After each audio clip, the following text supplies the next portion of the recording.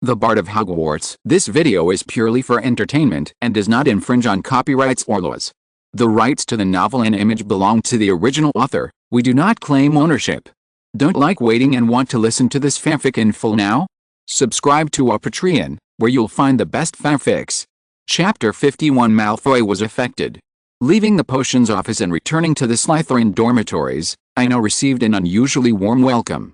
The common room was ablaze with green, and it was obvious that it was filled with people who had come to see the fun.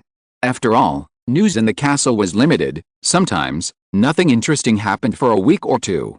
Unlike today, a freshman was taken to the school hospital after being frozen outside his dormitory door. The injured was the only son of the renowned Malfoy family. Such exciting news would not normally happen in an entire school year.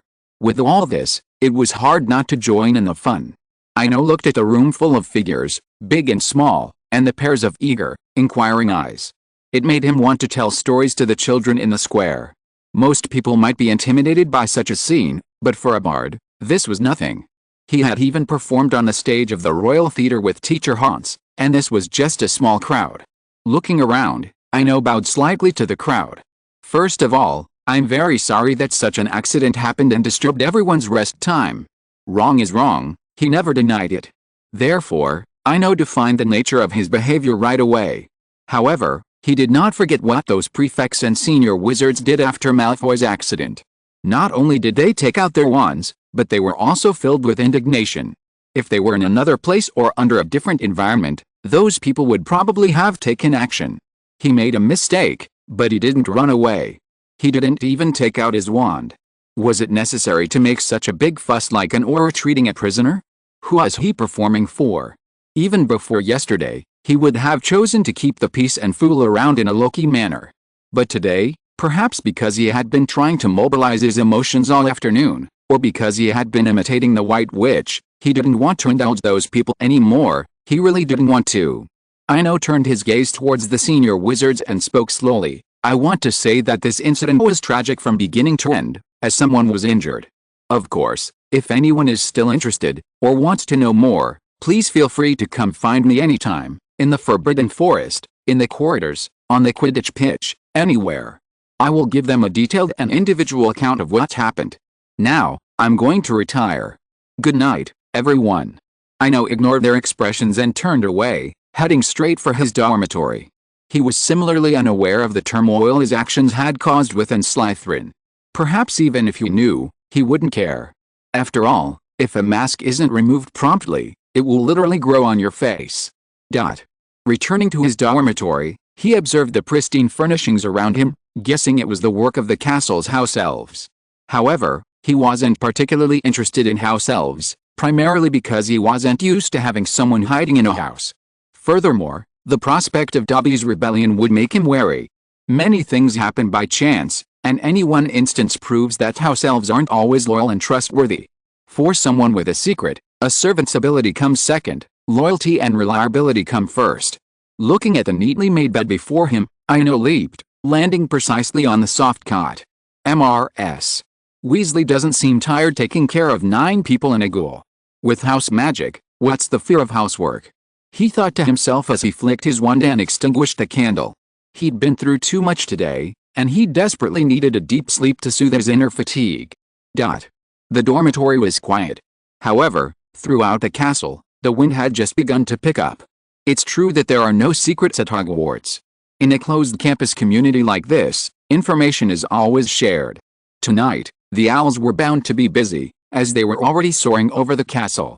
Of course, the many two-way mirrors that had been unused for so long were finally being put to use. The Gryffindor common room. Ron pretended to sit on the sofa, reading the newspaper, but his pricked-up ears betrayed him. If Mrs. Weasley were present, she'd be stunned, unable to believe her youngest son was so absorbed. A moment later, as if taking in all the news, Ron dropped the newspaper and scurried toward his dormitories. With a bang, Ron pushed open the door. Harry! Harry! Terrible news. Malfoy's been knocked out in his dormitories and has been taken to Madame Pomfrey. They say he won't survive the night. Old Malfoy's fainted from crying, and the professors are discussing contacting St. Mungo's hospital. Ron spoke as he walked, his voice resonating so loudly throughout the dormitories that even Neville, who had long since fallen asleep, sat up in bed, rubbed his sleepy eyes, and stared at the scene with a bewildered look on his face. "Harry. Listen to me." Though calling out to Harry, Ron's eyes unconsciously flickered to the other beds, waiting for Neville, Seamus, Andy, and the others to gradually draw back the curtains. At that moment, Ron felt like an old scholar standing at a podium, preparing to deliver his academic lecture. "Ahem, listen, Malfoy was attacked just now, and the perpetrator is that man I mentioned before, Ino or Ian, anyway. It's said that when Malfoy was found, he was frozen solid." Compared to the others' curiosity, Neville's face was filled with self-blame. At that moment, he felt that it was because of him that Ino had attacked Malfoy. You have no idea how terrifying it was. You don't know what kind of dark arts he was studying in his dorm. It's said that when the door was opened, countless ghosts and spirits poured out, plunging the entire Slytherin common room into freezing winter. Perhaps drawn in by his own overexertion, Ron shuddered and glanced around. However, upon seeing the focused eyes in the dormitory, the slight fear he had felt vanished. "Ah, you don't know," the old bat was terrified. If Headmaster Dumbledore hadn't arrived in time, perhaps all of Slytherin would have been wiped out. Ron's imagination was unleashed, and the story became increasingly outrageous. Compared to the others, Harry had now gathered a few useful pieces of information. The first was that Malfoy was indeed injured or hospitalized. This was undoubtedly good news for him, at least for the time being. He didn't have to worry about Hagrid being captured for raising a dragon. However, the only uncertainty was the severity of Malfoy's injuries and how long he would stay in the hospital. This was crucial, as it directly affected their plans to send Norbert away. As for Ron's claims of being dead or not surviving the night, Harry didn't believe a single word. Although they had become close friends over the months of interaction, he had gradually come to understand Ron's character. 8 out of 10 of his statements were often rumors, and the occasional truth required careful sifting through the layers. A new book release, a new journey, thanks to all the great people for their support. Please add it to your collection. Please recommend it. Please give me a monthly pass. Please add it to your collection. Please recommend it. Please give me a monthly pass. Chapter 52, Encounter at the School Hospital. Everything has its own merits. When something happens, some are happy, others are bound to be disappointed. In the Hogwarts hospital wing, Malfoy, having received timely medical treatment, stared blankly at the ceiling. It couldn't be helped. Malfoy was wrapped up like a dumpling, with only his eyes, nose, and mouth uncovered. After all, Madame Pomfrey diagnosed him with extensive frostbite, and recovery would require at least a night of quiet confinement. Lying in his hospital bed, Malfoy reflected on the events that had unfolded. He had simply opened the door to his dorm, and when he opened his eyes, he inexplicably found himself in the hospital wing. What the hell is Ino doing? What a waste of time. His mind was still preoccupied with Harry and Hagrid's secret dragon raising. Time slipped by. While some stayed up all night in excitement, others enjoyed a good night's sleep. In the morning, Ino opened his eyes, sat up in bed, and stretched gently. After a night of deep sleep, he felt an unprecedented sense of relief and comfort. I have to go see Malfoy, but what should I bring? After confirming he had no classes that morning, Ino planned to visit the injured Malfoy. After all, this whole thing was his fault, and Malfoy was the innocent victim. But the problem was, he didn't know what to bring. After all, the custom of visiting a patient was ingrained in him. After searching the dorm, Ino could only find a bag of gold coins and a few berries that had been frostbitten and slightly rotten. Berries were out of the question. That wasn't condolences, that was poisoning. As for the gold coins, they were even more pointless. Malfoy wasn't a Weasley. Giving him gold coins? It would be like throwing a bucket of water into the ocean, meaningless. Forget it, just flowers. Ino sighed softly, looking at the empty suitcase. With this thought, he drew his wand, and 5 crystalline ice arrows slowly condensed in midair. Just as they were about to form, the arrows melted, stretched, and shaped like clay being kneaded. A minute later, 5 ice blue lilies suddenly appeared in his hand. This was a new ability he had developed from last night's intense practice with his ice arrow magic, allowing objects of the same size to transform. Similarly, he discovered a key point: with frequent magic practice, his control over ice and snow was gradually improving. Like a fish naturally adapting to water, after a brief transition, He could truly achieve whatever he desired. The 5 lilies before him were the perfect proof of this. Ultimately, though, this was a last resort. Compared to his shoddy transfiguration spell and the withered forbidden forest in winter, this was the only way he could think of to obtain flowers. At least, ice and snow would last much longer in winter than transfiguration. Hogwarts Hospital Wing. Harry and Hermione paced back and forth in the corridor near the entrance, as if waiting for someone. After a moment, Hermione seemed a little impatient. She tossed her fluffy hair, then glanced at Harry and said in a strange tone, "Harry, you must never learn from him. You knew it was a dragon, but you still teased it like a puppy. You deserve the bite." Harry nodded helplessly. Just today, he had been woken early by Ron, who insisted on sharing his joy with Hagrid and letting him know about Malfoy's hospitalization as soon as possible. Well, the joy was shared, but Ron also managed to get him admitted to the hospital ward. Thinking of this absurd and dramatic outcome, Harry couldn't help but sigh. It all came down to Ron talking too much. In his arrogance, he mistook Norbert's head for fangs and even reached out to slap him. As expected, Ron was bitten by the dragon, and his entire hand swelled up more than twice its size. Fortunately, Hagrid intervened in time, otherwise Ron would have suffered more than a simple bite.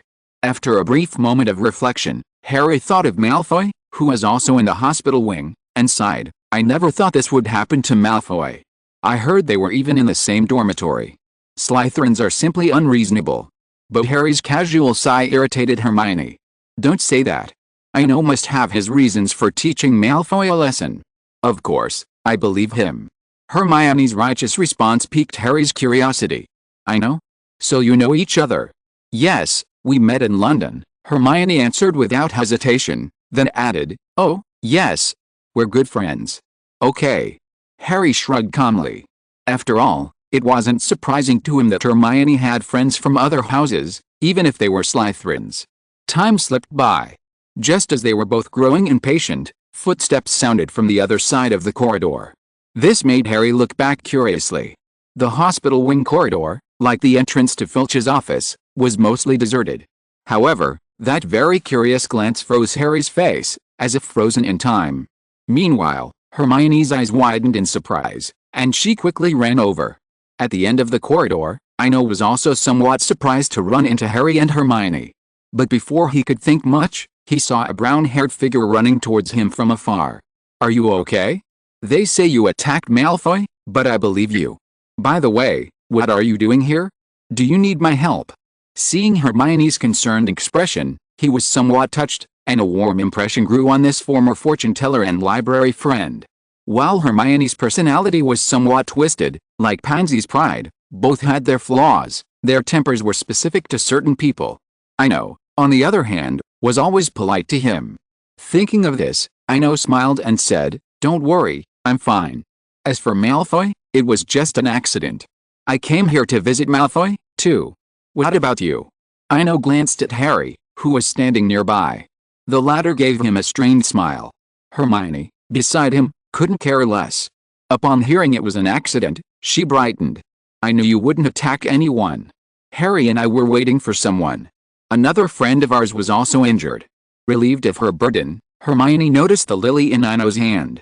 Its pale blue, translucent color, elegant, and crisp, delicate leaves made it hard not to like it. Perhaps women are naturally drawn to shiny things. Hermione was captivated at first glance, constantly glancing at the lily. Such a subtle gesture naturally didn't escape Ino's notice. He said with a hint of amusement, "Do you like it? Here's one for you, Miss Granger." Then, he pulled out a lily frozen in ice and handed it to Hermione. "A new book release, a new journey, thanks to all the great people for their support. Please add it to your collection. Please recommend it. Please give me a monthly pass.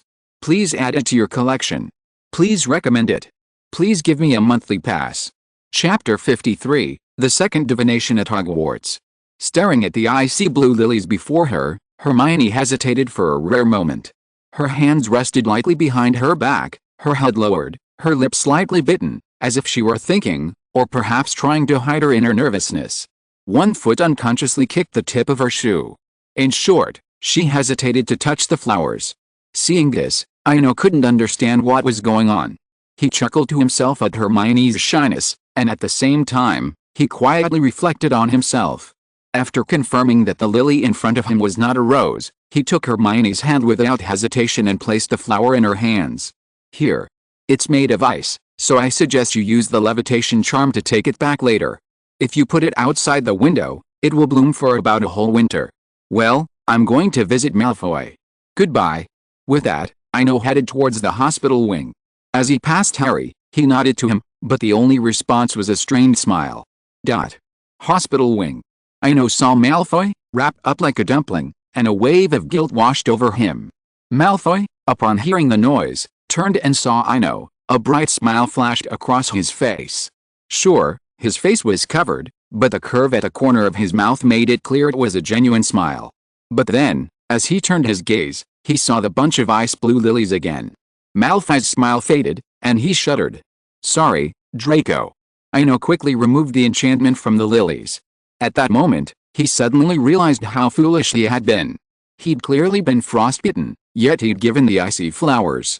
It was a double shock. I'm fine. Malfoy said nonchalantly after the icy flowers vanished, but then he hesitated and said, but, seriously, next time you practice magic in the dorm, could you please let me know? There won't be a next time. I won't practice magic in the dorm anymore, and Professor Snape has already met with me privately. Don't worry, Ino said firmly. However, after hearing the promise, Malfoy visibly relaxed. Then, as if remembering something, he asked with some concern, Professor Snape? Did he give you any trouble? I can write to my father if I need anything. Although Malfoy's cheek was bandaged, his arrogant demeanor was unmistakable. However, no matter how arrogant and condescending he was, he couldn't be disliked. Honestly, put yourself in his shoes. Someone had been hospitalized because of him, but even lying in bed, they still cared about him, not caring at all about why they were there. How could anyone dislike that? Ino was the same way. At that moment, he truly accepted Malfoy. Don't worry, Professor Snape didn't give me any trouble. He just told me not to practice magic in the dormitory. Time passed, and the two chatted casually, just like they had done before, sitting on their beds in the dormitory. A quarter of an hour later, Madame Pomfrey arrived and, under the pretext of removing the bandages, kicked Ino out. After leaving the ward, he saw Hermione and Harry again in the corridor, but unlike before, Harry looked hesitant. Why haven't you left yet? Ino asked Hermione curiously. As for Harry, he ignored him. For Hermione's sake, he offered her 2 offers of kindness, but she only responded with 2 reluctant responses. Sorry. There was no third time. He wasn't Malfoy in the hospital bed, and he didn't have any special hobbies. We need you. Hermione glanced at Harry beside her with an indignant look, then said, It's him. He wants to ask you for a fortune teller. What do you think? Seeing himself being pushed forward, Harry finally spoke hesitantly. Hello, I heard from Hermione that you're very accurate in fortune telling. I wonder if I can. Seeing Harry stumbling over his words, as if possessed by Quirrell, Ino interrupted silently. Although I'm mainly telling stories now, Hermione was once a customer of mine, so I have to consider her feelings. At this point, Ino paused deliberately, while Hermione, standing beside him, raised her swan neck, looking proud. So, Mr. Potter. I can do your fortune telling, but you'll have to pay 5 sickles for each session. 5 sickles. This price was also a decision he made after careful consideration. He didn't raise it because of Harry's wealth or any other subjective factors. Back in the Muggle primary school, Ino had also charged £1 for each fortune-telling session. At 1 galleon for every £5, £1 equals 20% of a galleon, which translates to about 5 sickles. There's a slight discrepancy, but it's not huge, given the Wizarding World's uniquely bizarre base system, always 17 or 29. Meanwhile, Harry, upon hearing the accurate reply, immediately declared his commitment. Of course. I'll pay for it. Now. With that, Harry frantically dug into his pockets. Perhaps the old saying, haste makes mistakes. The more anxious he got, the more he struggled to choose sickles. In the end, Harry could only stand there, clutching a handful of money, looking pathetic. This scene made Ino smile. Although he hadn't seen Harry buying candy on the train, he imagined it was not much different. Then, casually, he picked up a galleon from Harry's pile of money and said, I'll give you the change. You're short 12 sickles. But we need a quiet place to start divination. In the castle's abandoned classroom, desks and chairs were piled haphazardly in a dark corner. In a classroom that seemed lost to time, Ino, Harry, and Hermione sat in a small circle in the center. Mr. Potter, can you tell me the divination? Ino asked, fiddling with the dice. What? Harry faltered again, appearing hesitant for a moment. Seeing this, Hermione immediately seized on the conversation and spoke without hesitation. Hagrid secretly raised a dragon, and we want to divine whether Hagrid will be punished for this. Then, looking at Harry beside her, Hermione said helplessly, are we still hiding it now? Malfoy saw the dragon firsthand, so what's the point? You're right, I shouldn't have hesitated, Harry nodded belatedly. Ino ignored the exchange. Although he knew the answer, he still chose to divine for them. After all, he had to do his job after receiving the money. After reciting the divination several times in his mind, he casually tossed the dice into his palm. The dice spun around the table, and after a moment, it finally came to rest with one side facing up. 5. After seeing this number, Ino put away the dice and said to Harry and Hermione beside him, the divination results are in. Hagrid will not be implicated or punished for secretly raising a dragon. A new book release, a new journey. Thank you all for your support. Please add it to your collection. Please recommend it. Please give me a monthly pass. Please add it to your collection. Please recommend it. Please give me a monthly pass.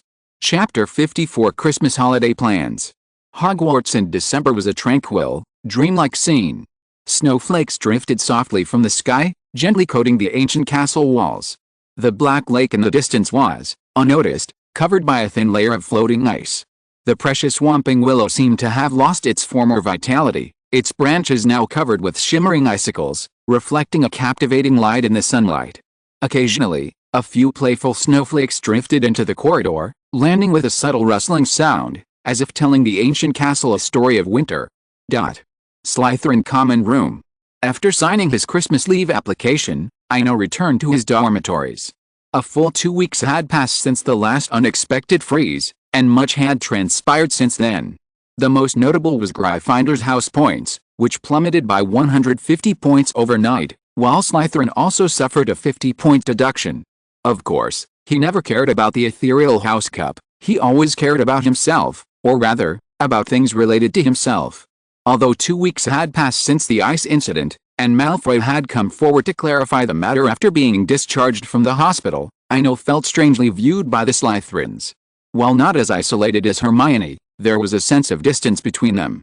He also noticed that, with the exception of a few others like Malfoy, Pansy, and Daphne, the rest of his year group carried a distinct sense of unfamiliarity and formality. In such an atmosphere, even simply being in the common room, let alone telling stories, made him feel awkward. Horizontal ellipsis. Back in his dorm, Ino worked on his transfiguration homework while also making plans for his Christmas break. Unlike Harry, who had no home to return to, he had no home at all, or rather, the vast city of London was his home. It was true, as long as the basic needs of survival were met, any place could be called home. Besides, with a few hundred galleons in his pocket, he could go anywhere. As long as he stayed within his broomstick, the money he had was more than enough to last him for a long time. Hogsmeade, and by the way, I'll ask about the mandrake leaf. Ino glanced at the transfiguration homework on his desk and thought back to his previous plans for Animagus studies. Perhaps his current abilities weren't enough, but that didn't stop him from holding the leaf in advance. The prerequisite for Animagus studies was to hold a mandrake leaf in his mouth for a full month. During this time, he couldn't swallow it or remove it. If the leaf left his mouth, all his previous efforts would be wasted, and the whole process would have to start all over again. There were things like full moon nights and morning dew without a ray of sunlight. In short, the whole process was cumbersome. Precisely because of this tedious process, some things had to be scheduled early. In his dorm room, a candle burned quietly, emitting a soft, warm glow. Bent over his desk, Ino worked tirelessly on the homework assigned by his professors during the Christmas holidays. The tip of his pen danced softly across the parchment, making a hoarse sound and filling the room with a faint scent of ink.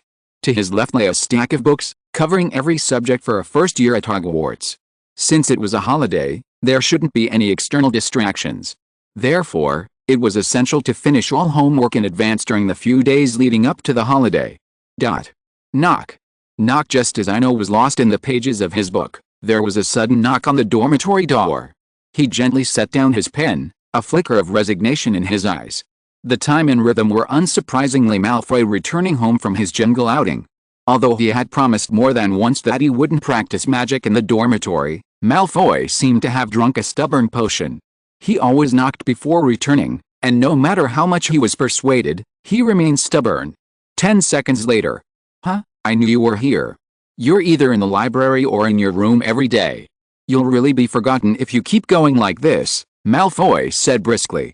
Whether or not you forget is a trivial matter. After all, socializing only reflects a person's external value, while solitude reveals their true inner worth.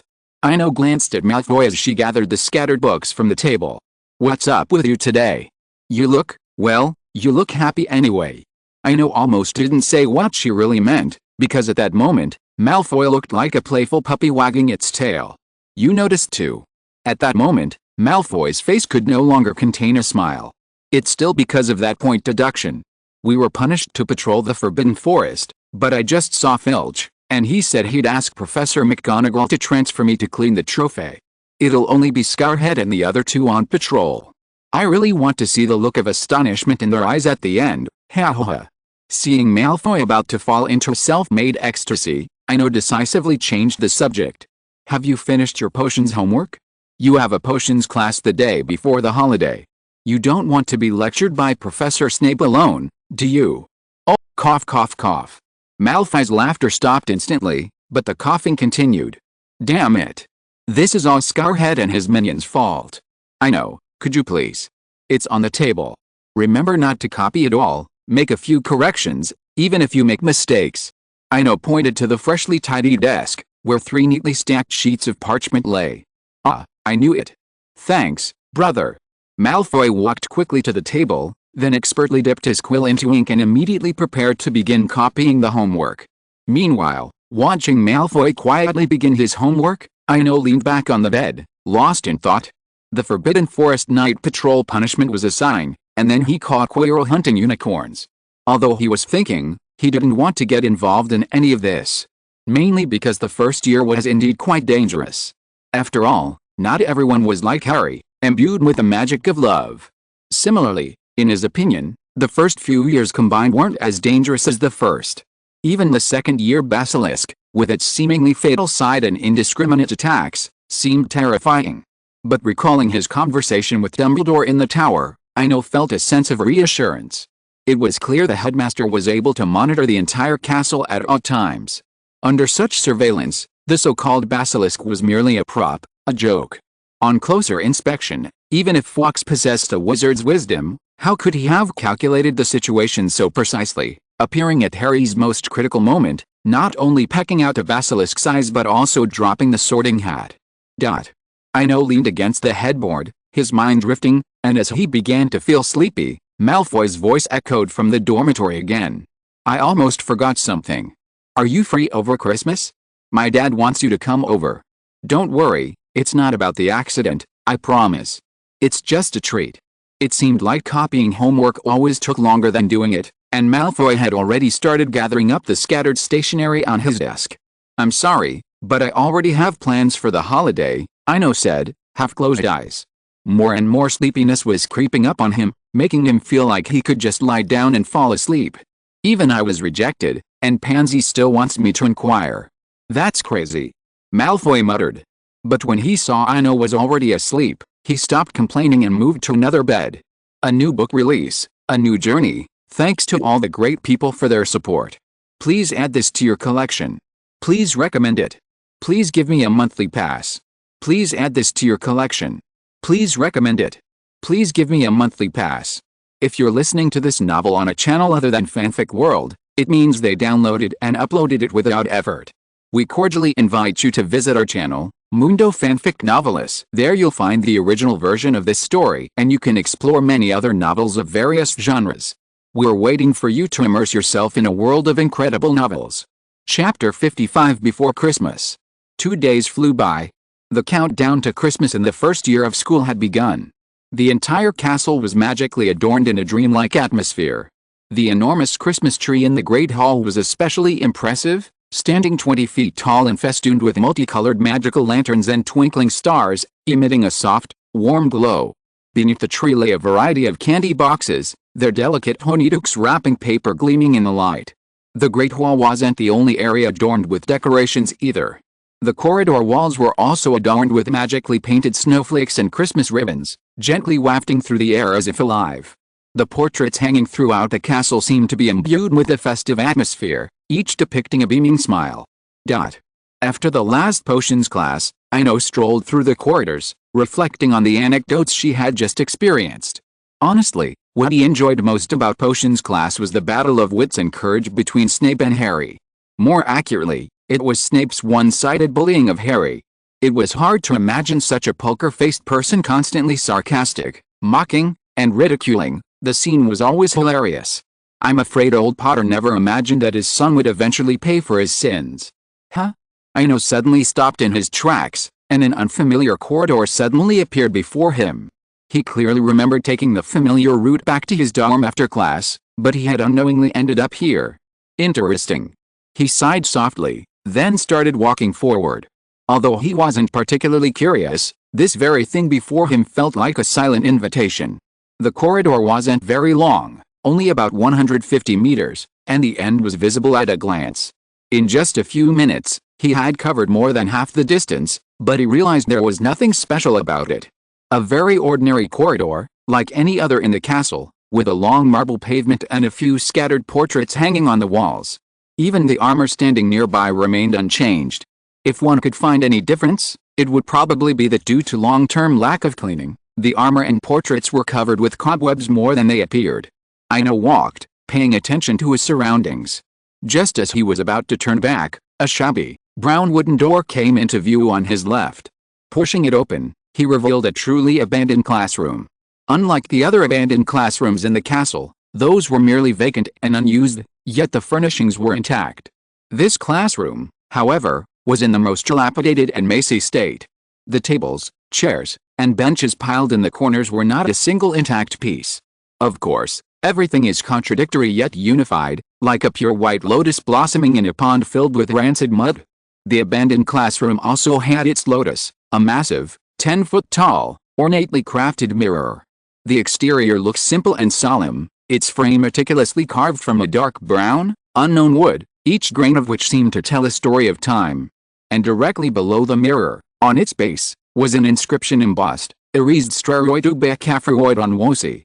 Seeing this, he couldn't help but realize that the object before him was the renowned mirror of Erised, a mirror capable of reflecting one's innermost desires.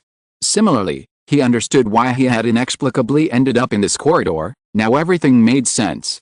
Since I'm here, he muttered to himself. He walked towards the mirror that reflected desire. Ino stood quietly before the mirror of Erised. For a moment, a faint fluorescent light flashed across its surface, and a hazy feeling descended upon him. However, the scene he had expected didn't materialize. Instead, the temperature in the abandoned classroom plummeted. Then, a layer of frost visibly coated the mirror's surface, completely encased in ice. This sudden change caught him off guard. Did I break it?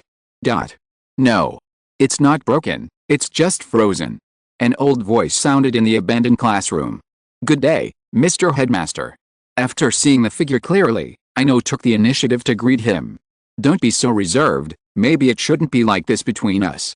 Dumbledore said with a smile. Okay, as you wish. Ino shrugged and agreed with Dumbledore's suggestion. Times have changed, and now he doesn't care much about the so-called plot, so there is no need to deliberately keep a distance. The most fundamental reason for all this is Dumbledore's character. After all, the headmaster is not a bad person, there is no doubt about that. Thinking of this, Ino asked half-jokingly, so, can it be restored? I mean, I didn't actively try to destroy or freeze it. And even if it does break, don't expect me to compensate you, I don't have the money. Ha, don't worry, no compensation. A repairing charm will solve the problem perfectly. Seeing Ino's change of attitude, Dumbledore smiled happily, like a child receiving a long-awaited Christmas present. Then, Dumbledore gently waved his wand, casting a silent restoring charm. Under the magic, the nearby raised mirror, as if rewinding time, returned to its original state. Although it's pointless to indulge in illusory dreams and forget about real life, some people can always surprise you. I know. Are you interested in hearing a story? Looking at the suddenly appearing tables, chairs, and plentiful candy, it was an exact replica of the astronomy tower. However, Ino, now faced with the invitation, no longer showed his previous resistance or pretense, and decisively pulled up a chair and sat down. Well, Professor. Although I mostly tell stories, few people know that what I truly enjoy is listening to them. Upon hearing this, Dumbledore nodded in agreement. Indeed, people always arbitrarily define others, assuming what they should like or dislike, but they rarely proactively ask for their opinions. I prefer listening to stories to discussing philosophy. With that, Ino took a piece of butter toffee from the table and took a bite, the familiar taste still lingering. Elsewhere, Dumbledore casually pulled out a chair, sat down, and began to speak. In my more than 100 years of life, I've met many people, including those gifted with divination and prophecy. Most of these people simply obey fate, but there are some exceptional individuals who break free from this shackles. I still remember that sentence, your subconscious and desires control your life, but you call it fate, and willingly become a slave to this absurd destiny. Dumbledore's tone was filled with nostalgia. Professor. It's human nature to seek benefits and avoid harm. The difference is that fortune tellers can clearly see this and make choices accordingly. After Dumbledore finished speaking, Ino decisively refuted. A new book release, a new journey. Thank you all for your support. Please add it to your collection. Please recommend it. Please give me a monthly pass. Please add it to your collection. Please recommend it. Please give me a monthly pass. Chapter 56 The Second Communication with the Principal. Professor. It's human nature to seek advantage and avoid disadvantage. The difference is that fortune tellers can clearly see this and make the appropriate choices. After Dumbledore finished speaking, Ino decisively retorted. Did you know? Over the past few months at Hogwarts, I've often wandered the corridors and came across a very interesting portrait. He calls himself Sir Kagander. I'm sure you're familiar with his story. So, I'm saying, we can't expect everyone to be like this brave knight, recklessly throwing themselves into the dragon's jaws. At this point, Ino paused. He was also now absolutely certain that the divination he had performed on Harry had been captured by some hidden surveillance camera. He had also formed some suspicions about Dumbledore's ability to monitor the castle in real time, so he had deliberately used Sir Kagander as an example. Ha ha ha, that's right. The portraits told me about your divination on Harry. Dumbledore chuckled and winked. The answer, as if it were a telepathic reading, coupled with its unexpected honesty, was a bit overwhelming. Professor. Actually, no need to explain. Just think of it as me wanting to tell you this specifically. And by the way, this isn't legilimency, so you can be assured of that, Dumbledore said. Before Ino could react, he heard Dumbledore's slightly puzzled voice again. Your magic seems to be very special. It seems to protect you. Anyone who attempts to peer into your inner thoughts, whether wizards or alchemical tools, will be attacked by it. The frozen mirror is the best proof of this. Special magic? Hearing this, Ino was stunned for a moment. But he soon realized that it seemed to be just as Dumbledore had said. After all, while the mirror of Ares could reflect the inner mind, in other words, wasn't it also a form of espionage in disguise? Professor, I don't understand what you're saying. Faced with such profound questions, he always asked questions when he didn't understand. That's perfectly normal. No one can fully grasp the secrets of magic, not even me. But you can rest assured, while your case is unique, it's harmless. It's like a protective spell. Dumbledore, as if recalling something, said with a touch of emotion, just like the Dumbledore family, they always have the Phoenix's help in their time of need. Protective spell? Bloodline. Ino murmured, gradually lost in thought. He had perhaps figured out the cause of the matter, but a new doubt also emerged. Perhaps extreme sentimentality truly is willfulness? On closer inspection, however, this seemed to fit the White Witch's character.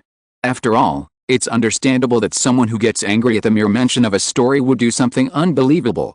Besides, a true queen probably did everything according to her own whim.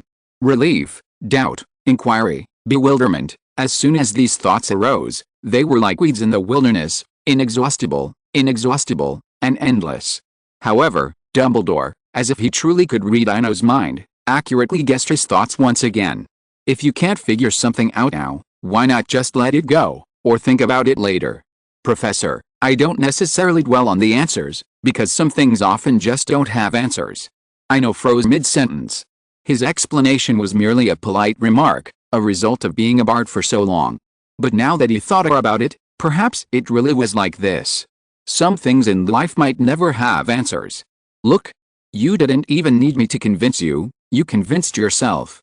Dumbledore spread his hands, his expression seemingly innocent.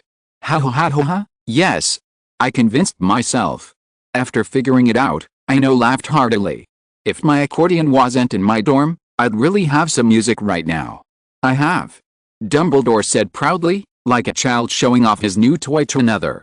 Last time after leaving the tower, I went to Diagon Alley and bought a similar model, but it never plays the same tune. As he spoke, Dumbledore tapped the table with the Elder Wand, casting another silent summoning spell. Elsewhere, Ino also saw an accordion suddenly appear in the air. Its shape and form were identical to his own. The only difference was that this one was tied with a pink ribbon at the corner. Soft music began to play, the accordion's melody acting as a kind of time magic, blending the past with the present. The abandoned classroom in the music seemed to come alive, telling its own story.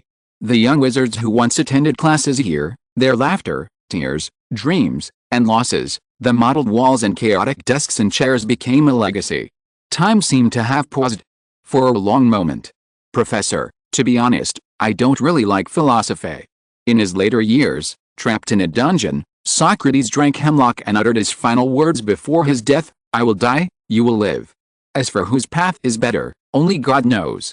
Here, Ino paused. After their previous conversation, he no longer dared to underestimate the wisdom of this centenarian. Similarly, the figure leaping from the tower with such determination was deeply regrettable. Ino, whatever you saw, my message is that everything that happens in the future is destined to happen. Dumbledore seemed to understand, but he didn't accept it. This reassurance also dissuaded Ino from any attempt at persuasion. After all, the future hadn't yet happened. Besides, many things couldn't be changed by a few philosophical remarks. Ultimately, the true cause of Dumbledore's death was his longing for his family and half a century of hard work, which had led him to consider giving up. As a top-tier white wizard, with few equals in the entire wizarding world, how could he not recognize the curse on the Resurrection Stone ring? Perhaps family ties truly triumphed over reason. In short, the centenarian had embarked on another adventurous path. Thinking of this, Ino sighed softly. All right, I respect your choice. I respect everyone's. Thank you, Ino, Dumbledore said. Although neither of them said it explicitly, they both knew what they were talking about. After a moment, Dumbledore seemed to remember something and leaned forward slightly. I saw your name on the holiday registration form. I'm sorry, but I want to say that if you can't find accommodation in Hogsmeade, or if you need my help in any other way, please remember to write to me. Upon hearing this, Ino's eyes also lit up slightly. Because he suddenly thought of a problem that was not difficult, but also very much needed to be solved. Professor, can you help me in any way? If so, I really need your help. A new book release, a new journey, thank you all for your support. Please add it to your collection. Please recommend. Please vote. Please add it to your collection. Please recommend. Please vote. Chapter 57 Hogsmeade. The Christmas holidays arrived as planned. After declining invitations from Malfoy, Pansy, Hermione, and Neville, Ino followed his original plan and headed to Hogsmeade alone to spend his first Christmas in the wizarding world. A secluded cobblestone path led from Hogwarts to Hogsmeade. Ino, suitcase in his left hand and Elder Wand in his right, walked slowly, waving it casually in the air. Wherever the wand tip passed, clusters of pure white snowflakes drifted up, hovering briefly in the air before slowly descending and blending with the snow on the roadside. It's a dream come true, a bubble gun with unlimited battery life. Ino gazed at the snowflakes drifting freely from the tip of his wand, feeling a sense of emotion. This fun little snow trick was something he had recently developed, and it was also a precursor to the second spell left by the White Witch. Snowflakes are a fascinating magic trick, not only highly visual but also a way to improve his ability to adapt to ice and snow, a perfect combination. Because of this, after learning the spell, he practically scattered snowflakes wherever he went, except in the classroom and library. Naturally, this practice angered Filch, the castle caretaker.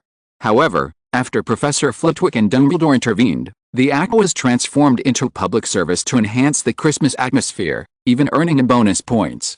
Although the matter was dropped, Ino found it frustrating that whenever he was in the corridor, he could always see Filch cursing. He was practically his shadow. Filch stopped trying to stop him, but he kept banging his mop against the bucket, making a harsh sound and muttering to himself, almost sarcastic, as if to say, "I have no right to control you, but I'm going to disgust you to death." Faced with such frivolous and shameless behavior, there was no other option but to give in. After all, Harry had chosen Snape to confront him head-on. And yet he chose to argue with Filch. It was a bit cheap, no matter how you looked at it. Time slipped by quietly as they journeyed. Not far away, the buildings of Hogsmeade came into view. Ino, too, yearned for this village populated solely by wizards. Not only could he avoid the Ministry of Magic's presence here, but he also didn't have to worry about the statute of secrecy. Whether practicing magic or living his daily life, nothing was a concern in Hogsmeade. As they drew closer, the full extent of Hogsmeade unfolded before him. The streets were lined with peculiarly shaped, ancient houses, giving him the feeling of having traveled back in time to a medieval town. The festive atmosphere here rivaled that of Hogwarts, even surpassing the castle in some details. As promised, all the shops in Hogsmeade had been decked out in Christmas decorations early in the morning, colorful bells, small gift boxes, miniature Santa hats, and animated snowmen lining the streets. Although Ino had always been a little curious about why wizards celebrated Christmas, this curiosity didn't prevent him from enjoying the present moment. Being in this dreamy and colorful world always makes people forget all their worries. On the main street, Ino looked up at the first shop near him, which was also the closest shop to him. Glodrig's wizard were. He glanced at the standard robes on his body and pushed the door open without hesitation.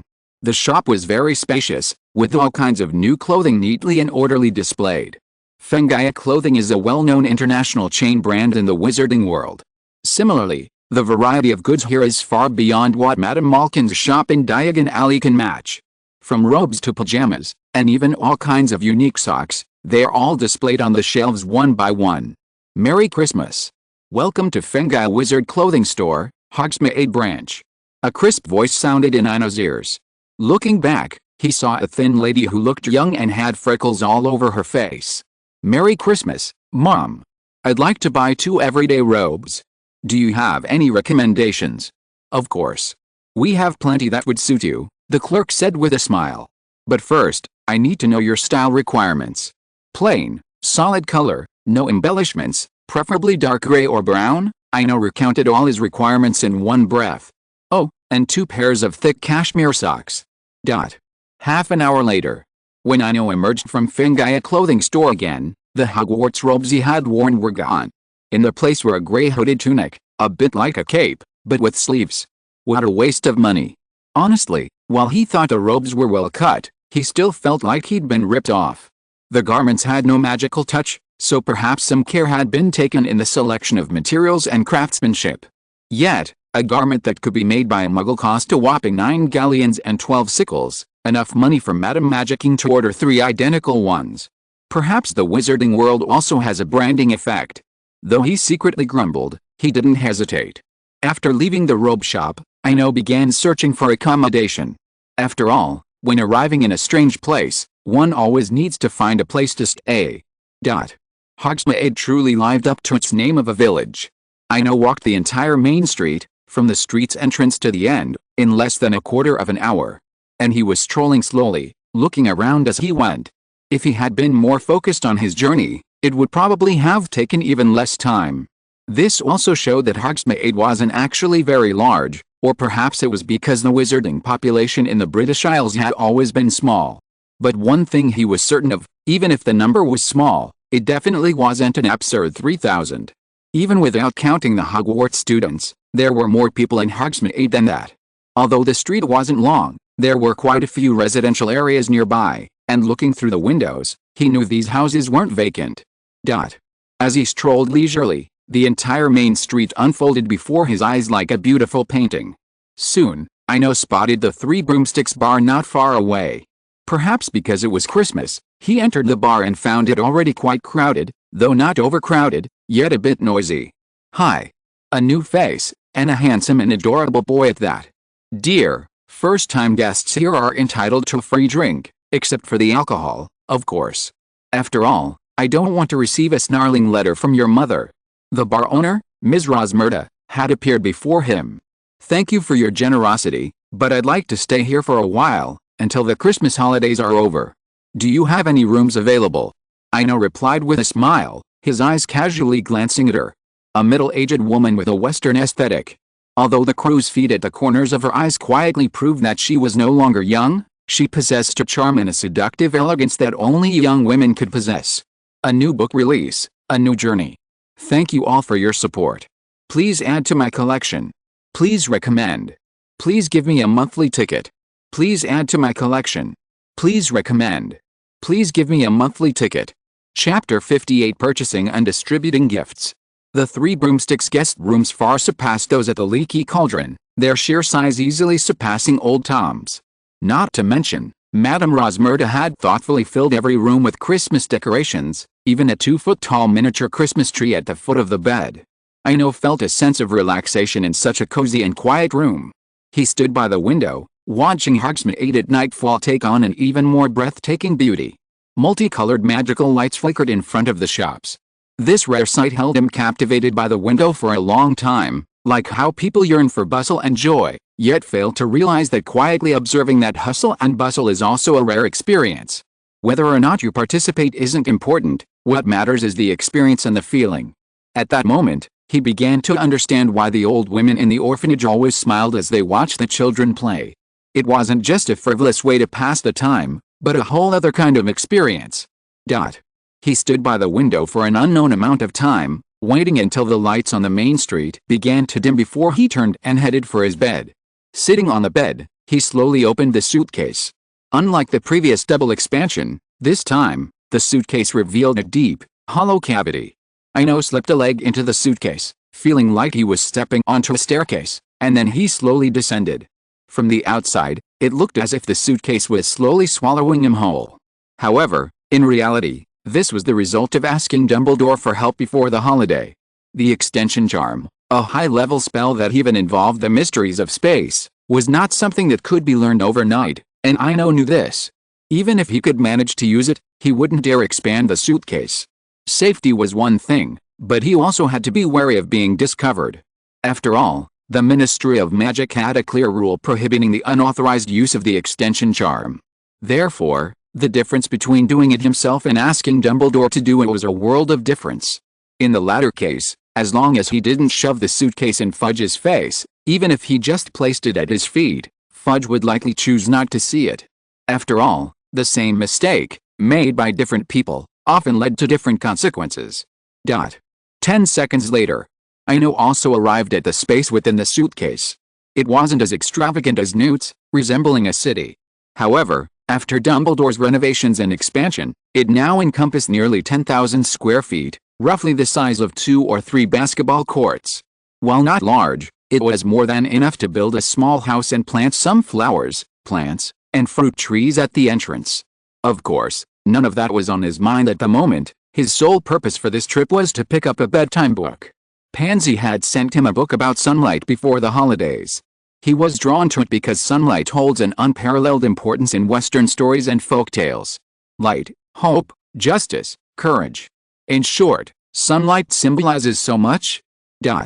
Time flew by, the night slipping away in a trance. As the sky gradually brightened, the first rays of dawn caressed the window lattice, quietly filtering into the room. In his warm bed, Ino slowly awoke. Opening his eyes, he caught sight of the hazy morning light shimmering across the room. The tranquility and beauty of the scene gradually plunged him into deep thought. Last night, having stayed up all night to finish that less than half-inch book, he had some familiarity with the sunshine charm. Perhaps it was a variation of the patronus charm, one that demanded a very demanding emotional response. The tranquil beauty of dawn, the blazing heat of midday sunlight, the nostalgic sadness of the evening sunset. In short, this spell constantly reflects a wizard's changing moods. Interestingly, even dark wizards couldn't cast it. After a brief moment of reflection, Ino gazed at the morning glow streaming into the room before him as he slowly raised his wand. Sunshine. As he spoke, the tip of the wand in his hand flickered like an old-fashioned tungsten bulb with unstable voltage, flickering for several seconds before gradually illuminating. Perhaps influenced by the environment, or perhaps simply by nature, the one's tip lit up with a glow of morning light. It was like the sun before 8 a.m., bright, soft, and warm. Even looking directly into it wasn't dazzling. A moment later, Ino lifted the spell, then sat up from his bed, stretched lazily, and headed to the bathroom for his morning wash. After all, the box had expanded, but it still needed to be stocked with things. While he wasn't planning on buying anything eye-catching, he could still stock up on candy, snacks, even dried foods and herbal remedies. Half an hour later, Ino, suitcase in hand, left the 3 broomsticks alone. Unlike last night's casual stroll, he had a plan today, so he walked briskly along the wide streets. Honeydukes Candy, Literary House, Dervison Bands, the herbalist. Perhaps window shopping and shopping are two completely different things. From the moment he left the 3 broomsticks to the moment he finished shopping, less than 2 hours had passed. During this time, he not only bought a large quantity of long-lasting candy, but also various books, parchment, ink, various fruit trees, and a whole bag of fresh mandrake leaves. As for the crucial flying tools, let alone flying carpets, there wasn't even a single broom in Hogsmeade for sale. The only broom was at Zocco's joke shop. He bought a toy broom, also known as a runaway broom, for 23 galleons. When a wizard attempted to fly, the broom would quickly reverse, leaving the rider head first. It also had 5 prank modes, including crazy spins, sudden braking, and throwing people off the ground. Perhaps for safety reasons, the broom's flight height was a meager 3 meters. Although he didn't buy anything he was looking for, he did get to see all sorts of bizarre and interesting gadgets. It also gave him a new perspective on the pranks of the wizarding world. Wizards are fortunate to have strong physiques, otherwise, any of these props would likely cause at least serious damage in the Muggle world. Meanwhile, after finishing his shopping, Ino arrived at the last stop of his trip, the Owl Post Office. Christmas presents were always a must-have. Although he wasn't sure how many gifts he'd receive since he was away from school, he still had plenty to give out. Malfoy, Dumbledore, Pansy, Hermione, Neville. Ino pondered as he pushed the door open and walked into the Owl Post Office. However, upon opening the door, he was met with hundreds of innocent, large eyes, instantly feeling like he'd stepped into a magical zoo. The room didn't have much space, as the shelves lining both walls were filled with owls. From great horned owls and barn owls to nimble little horned owls and snowy owls, there were at least 100 or 200 of them. At the sound of the door opening, the owls tilted their heads in unison, gazing at the visitor with curiosity. A new book release, a new journey. Thank you all for your support. Please add this to your collection. Please recommend it. Please vote. Please add this to your collection. Please recommend it. Please give me a monthly ticket. Chapter 59 Daily Life of the 3 Broomsticks. The hundreds of owls, arranged in uniform formation, were a charming and amusing sight. Ino couldn't help but stare a few more times. After pausing for a moment, he walked straight to the counter. "Excuse me, Mom, I'd like to rent an owl to deliver my parcel." Behind the counter was the only wizard in the post office, a scrawny, middle-aged witch. "Find a suitable one yourself. Parcels within England, 5 nuts per delivery, letters 2 nuts. We're not responsible for lost items." Although she was answering, the witch never raised her head, as if the copy of Breaking with a Ghost Girl in her hand was more important than the entire post office. Her tone, filled with impatience, was a stark contrast to the attitude of the Hogsmeade shop owners. He understood, after all, the nature of the business was different. The former was a private business, the latter an official Ministry of Magic organization, so it was natural for the service attitude to differ significantly. 5 parcels within England. After slapping a sip on the counter, Ino turned and went to choose the owl he liked. Amidst a chorus of cooing sounds, 5 stronger owls were chosen to serve as messengers. Packing, bundling. After he finished everything, he felt a slight tug at the hem of his right sleeve. Ino couldn't help but look down, only to be met with a swirl of fluffy gray-white feathers. A round head, a pair of innocent eyes that occasionally glanced at his fingers, like a child waiting for candy from their parents. Seeing this, he picked up the plump owl without a second thought and hurried to the counter. "Excuse me, Mom, I'd like to buy this owl." It's worth mentioning the function of the Owl Post Office. While they handle various mailing services, they also sell owls to others, a value-added service. It's a bit like selling phones in a public phone booth. Meanwhile, after hearing the price of the owl, the middle-aged witch behind the counter finally put down her novel. Her previous aloofness had faded, and her freckled face was now filled with uncontrollable enthusiasm. Tawny owls are incredibly clever. You don't even need to feed them, they can hunt small rodents like foxes and mice on their own. They're also incredibly loyal to their owners, and most importantly, they have no obvious flying weaknesses. Price? 27 galleons and 11 sickles. Comes with 2 bags of standard owl food. If you add another 5 sickles, you get a cage or an owl stand. Leaving the owl post office, Ino gently teased the owl on his shoulder with his fingers. I'll call you little one. I fed one once, but it lost itself. He felt the owl's cool beak against his cheek in response. It must be said that as a regular owl at the post office, his emotional intelligence is indeed quite impressive. He had only been delivering a package, but ended up bringing home an owl. But he had no regrets. Sometimes, rapport truly is undeniable. After confirming that nothing had been missed, Ino turned and headed towards the 3 broomsticks. He had already completed all his planned tasks within the morning. He didn't plan to wander around for the next 2 weeks of vacation. He would stay in his room, reading, and preparing for his animagus. The return trip was always easy. The journey back to the 3 broomsticks was uneventful, but upon entering, he was greeted by a teasing from the lady from Rosmerta. I didn't realize you were such a rich young man. You went out this morning and bought an owl. It seems your pocket money is more than I expected. Perhaps I should consider asking for the room rental. Before Ino could reply, the little creature on his shoulder, seemingly hearing the mention of an owl, took the initiative to raise a claw, gently swiping it through the air twice, like a friendly greeting. Haha, Mom, your plan is doomed to fail. This little guy is my pocket money I've been saving for 5 years. On the way back, I was still thinking about finding another way to pay for the guest room. Ino chuckled, then took over the conversation, cleverly changing the subject. After all, the principle of keeping wealth private applies everywhere. Based on his recent observations and the prices in the wizarding world, perhaps a few dozen galleons really is a fortune in the eyes of some people. Cunning children are not cute at all. Madame Rosmerta curled her lips.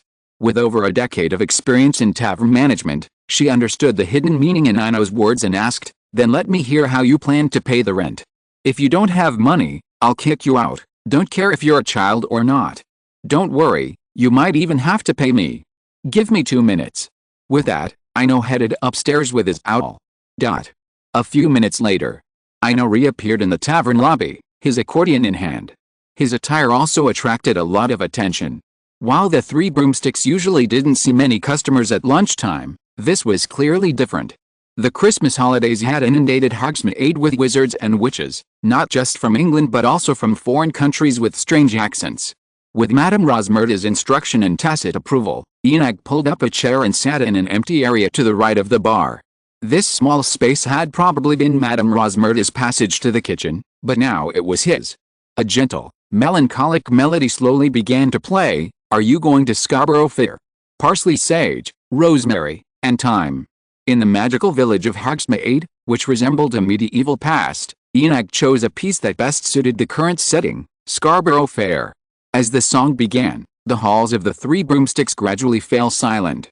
The melodious, ethereal voice, combined with the raspy timbre of the accordion, instilled an inescapable melancholy in those who heard it. A moment later, as the last note faded, the entire tavern fell into an eerie silence. After a long moment, the owner, Ms. Rosmerta, was the first to react. This is a deeply moving song. The parsley, sage, rosemary, and thyme seem to represent the protagonist's sweet love, strength, loyalty, and courage. Unsurprisingly, there's a tragic love story behind this song, isn't it?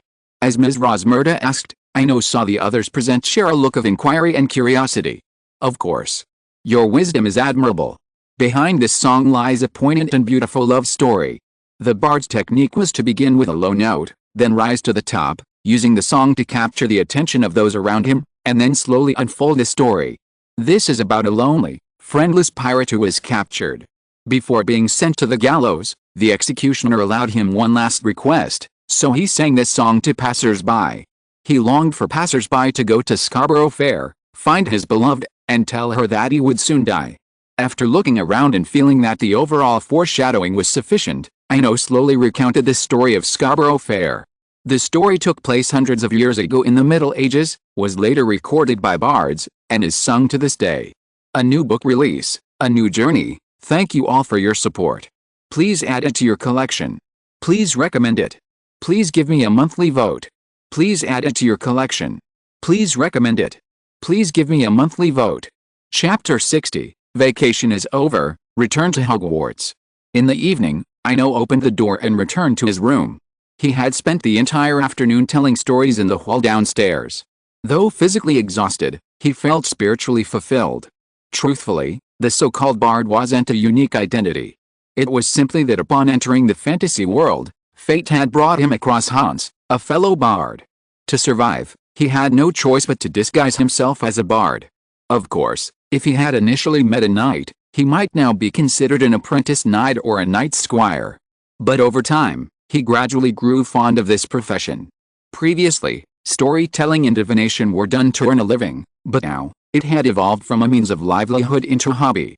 From the beginning to the end, you've never been a constraint to me. This was simply a hobby. Ino sighed softly, gazing at the accordion beside his bed. Honestly, he had considered changing his identity, seeking a different experience, like becoming a scholar, a fortune teller, an adventurer, or even a sailor or navigator. But considering his age, well, a 12-year-old scholar? A half-grown adventurer? It seemed a bit implausible no matter how you looked at it. As time passed, physical fatigue gradually set in. Ino leaned against the edge of the bed, half lying on his side.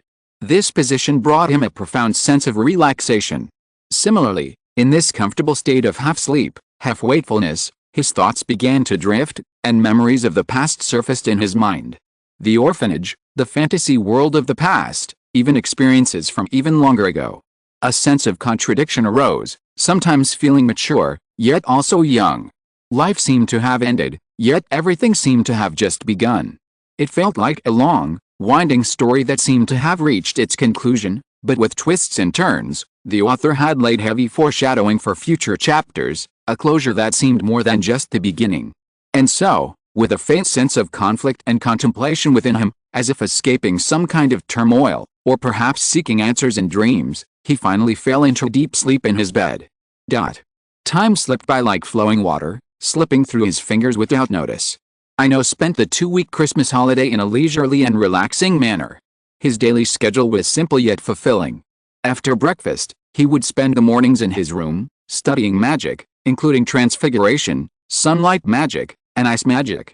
After lunch, he would go downstairs to the hall to tell stories and sing songs. Remarkably, in just 2 weeks, he had not only gained a modicum of fame in Hogsmeade and a small, loyal audience, but had also received attention from newspapers and magazines, even the Daily Prophet. Perhaps it was because the wizarding world had been so quiet in recent years that even the major newspapers of the British Isles would pick up on such a trivial matter. Of course, it was just attention. After reading the letter from the Daily Prophet, he threw it into the fireplace and burned it. The letter not only instructed him to come to the editorial office in person, but also asked him to wait in line for an interview with a trainee reporter.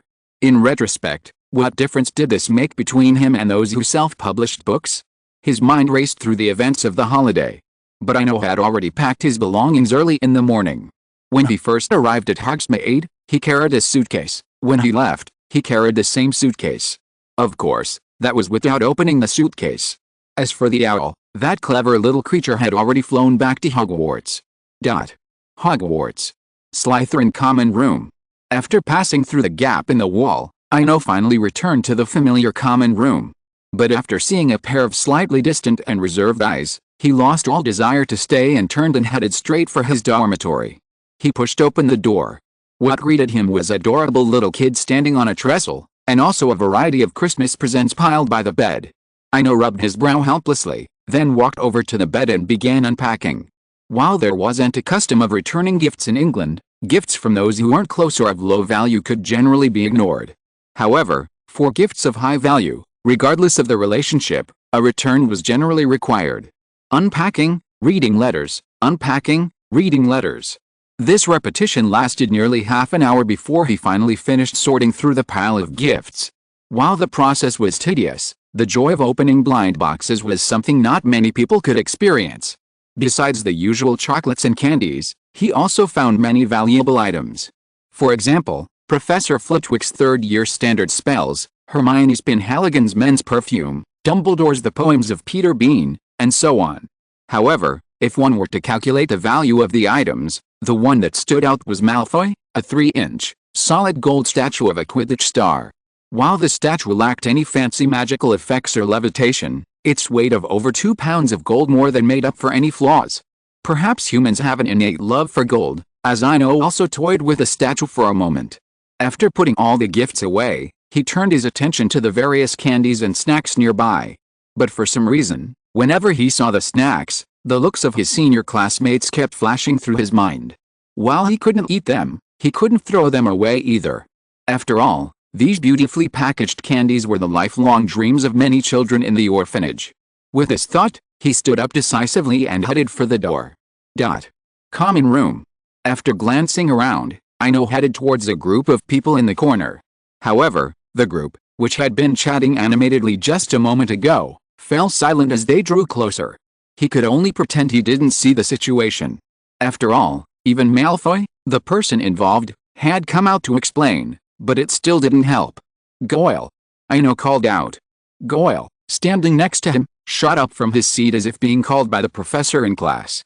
"I'm here. Mr. Swinburne." Looking at Goyle's anxious expression, Ino felt a little tired. "Come with me, I'll give you something. Don't be afraid. It's all Christmas candy." Hearing there was food, Goyle's expression, which had nearly reached tears, instantly changed, giving him the impassioned expression of someone determined to eat before dying. In the dormitory, Ino sat quietly in a chair, the pile of candy already taken away by Goyle.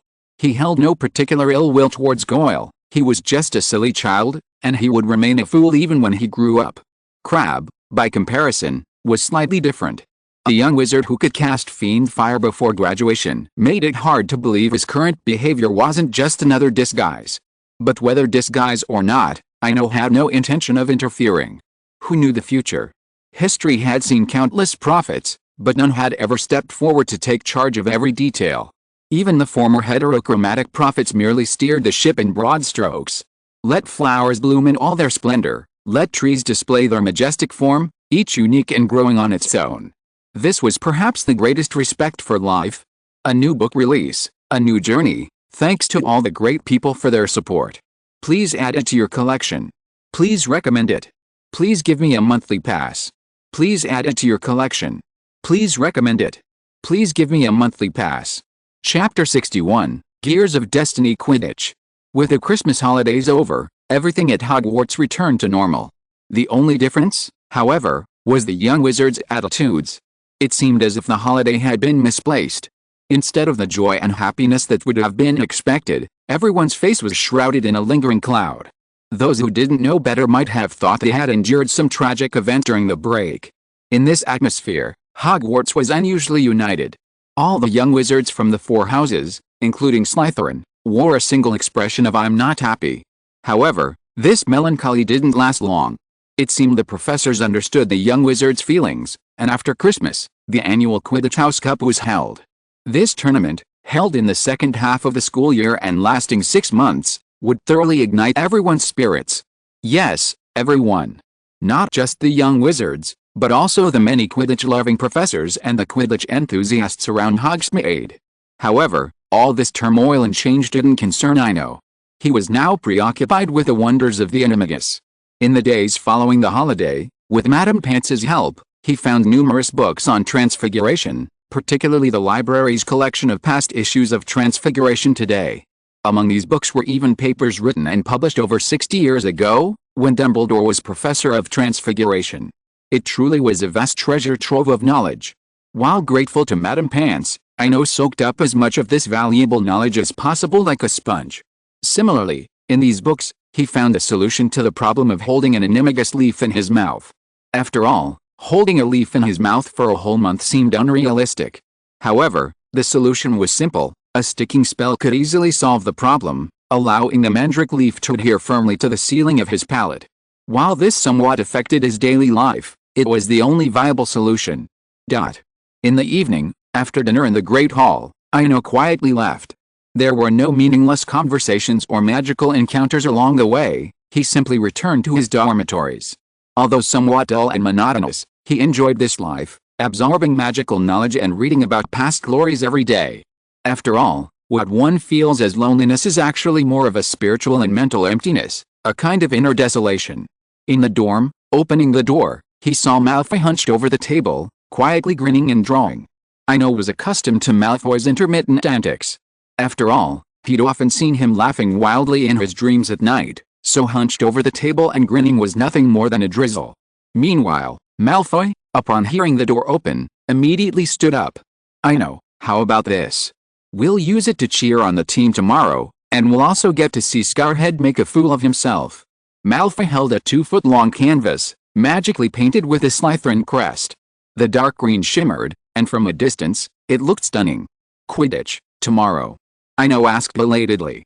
Life had been so packed lately that seeing the canvas reminded him that tomorrow would indeed be Slytherin's first match against Gryffindor. "Merlin. Are you some old pedant living in the Middle Ages? I bet you're the only one in Slytherin who reacts like that."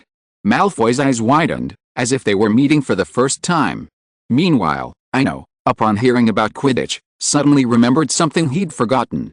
He turned and walked to the bedside, opened a box on a shelf, and pulled out 10 real gold coins. "Speaking of Quidditch, I've always said I'd give you a return gift. Those candies are worth nothing compared to the gold man you gave me, so I found these in our vault at home, and I'll give them to you as a return gift."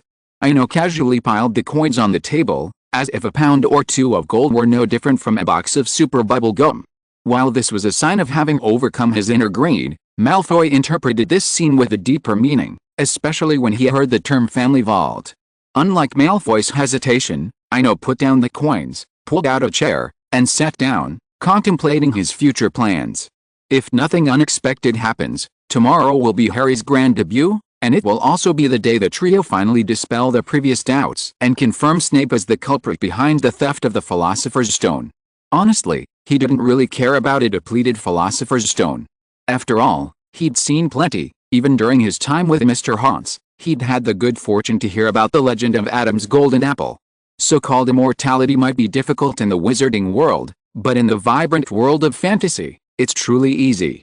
Fairy tales and folklore offer countless methods of achieving immortality, even granting wishes. That's true immortality, not the immortality of the Philosopher's Stone.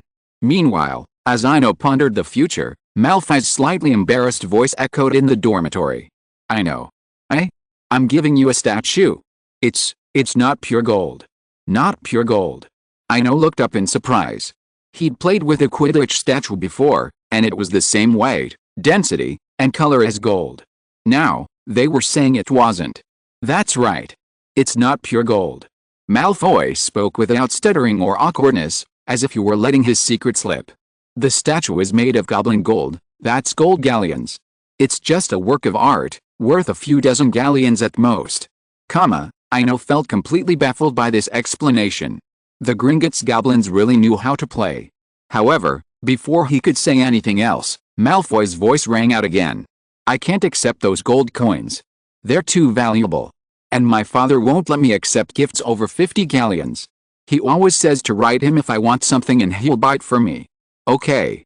As you wish, then." Without any hesitation, Ino waved his wand, and all 10 gold coins on the table floated into the air, then automatically returned to the box by the bed. Now he understood. If the statue was truly pure gold, 2 pounds would weigh more than thousands of galleons. Perhaps Lucius could easily take it out, but that clearly wouldn't be worth the price of a gift between children. Speaking of Lucius, he quickly thought of another unfinished business. "By the way, Draco, do you know where I can get a flying carpet? I prefer to ride on a flying carpet and fly through the sky more comfortably than on a broom. A new book release, a new journey. Thank you all for your support. Please add this to your collection. Please recommend. Please give me a monthly pass. Please add this to your collection. Please recommend. Please give me a monthly pass." If you're listening to this novel on a channel other than Fanfic World, it means they downloaded and uploaded it without effort.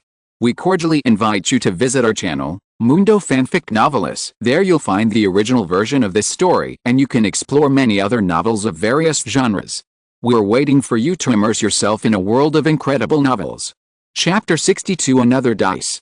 In the early morning, sunlight streamed down upon Hogwarts, illuminating its majestic silhouette with a dazzling brilliance. After a night of slumber, the castle now resembled a giant awakening, radiating with boundless vitality. The castle gates opened in the morning, and throngs of young wizards filed out, chatting in small groups, their faces brimming with excitement and joy. Ino joined the throng, slowly making his way towards the Quidditch pitch outside the castle. After his conversation with Malfoy the previous night, he had given up on buying a flying carpet in England. He didn't know who had struck a nerve, but the Ministry of Magic could turn a blind eye to the smuggling of dragons, but they had zero tolerance for the smuggling of flying carpets. Furthermore, Malfoy had told him that Aurors had even traveled thousands of miles to Africa to apprehend the smugglers. Whether true or not, it spoke volumes about the Ministry's stance on the matter. Quidditch pitch. As time passed, the stands, previously empty, were now densely packed, their eyes fixed on the sky with anticipation. Good morning, everyone. I'm Lee Jordan, the commentator for this match. Today is the second match of the House Cup this academic year, Gryffindor vs. Slytherin. I promise it will be another thrilling and exciting match. Perhaps some people are born to do certain things. With just a few words, Jordan's rhythmic voice ignited the enthusiasm of the entire audience.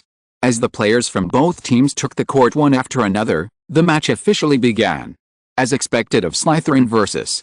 Gryffindor, within less than 10 minutes, the atmosphere was already thick with tension. Although not a big Quidditch expert, Ino could tell something was amiss. The tension reached a crescendo after Gryffindor chaser Angelina Johnson was knocked down by a flagrant foul. Fred went on a spree of revenge, biting anyone he could find. He attacked any Slytherin player who appeared near him without a care in the world. With Fred, George was naturally indispensable. Seeing his brother being assaulted, George rushed forward recklessly.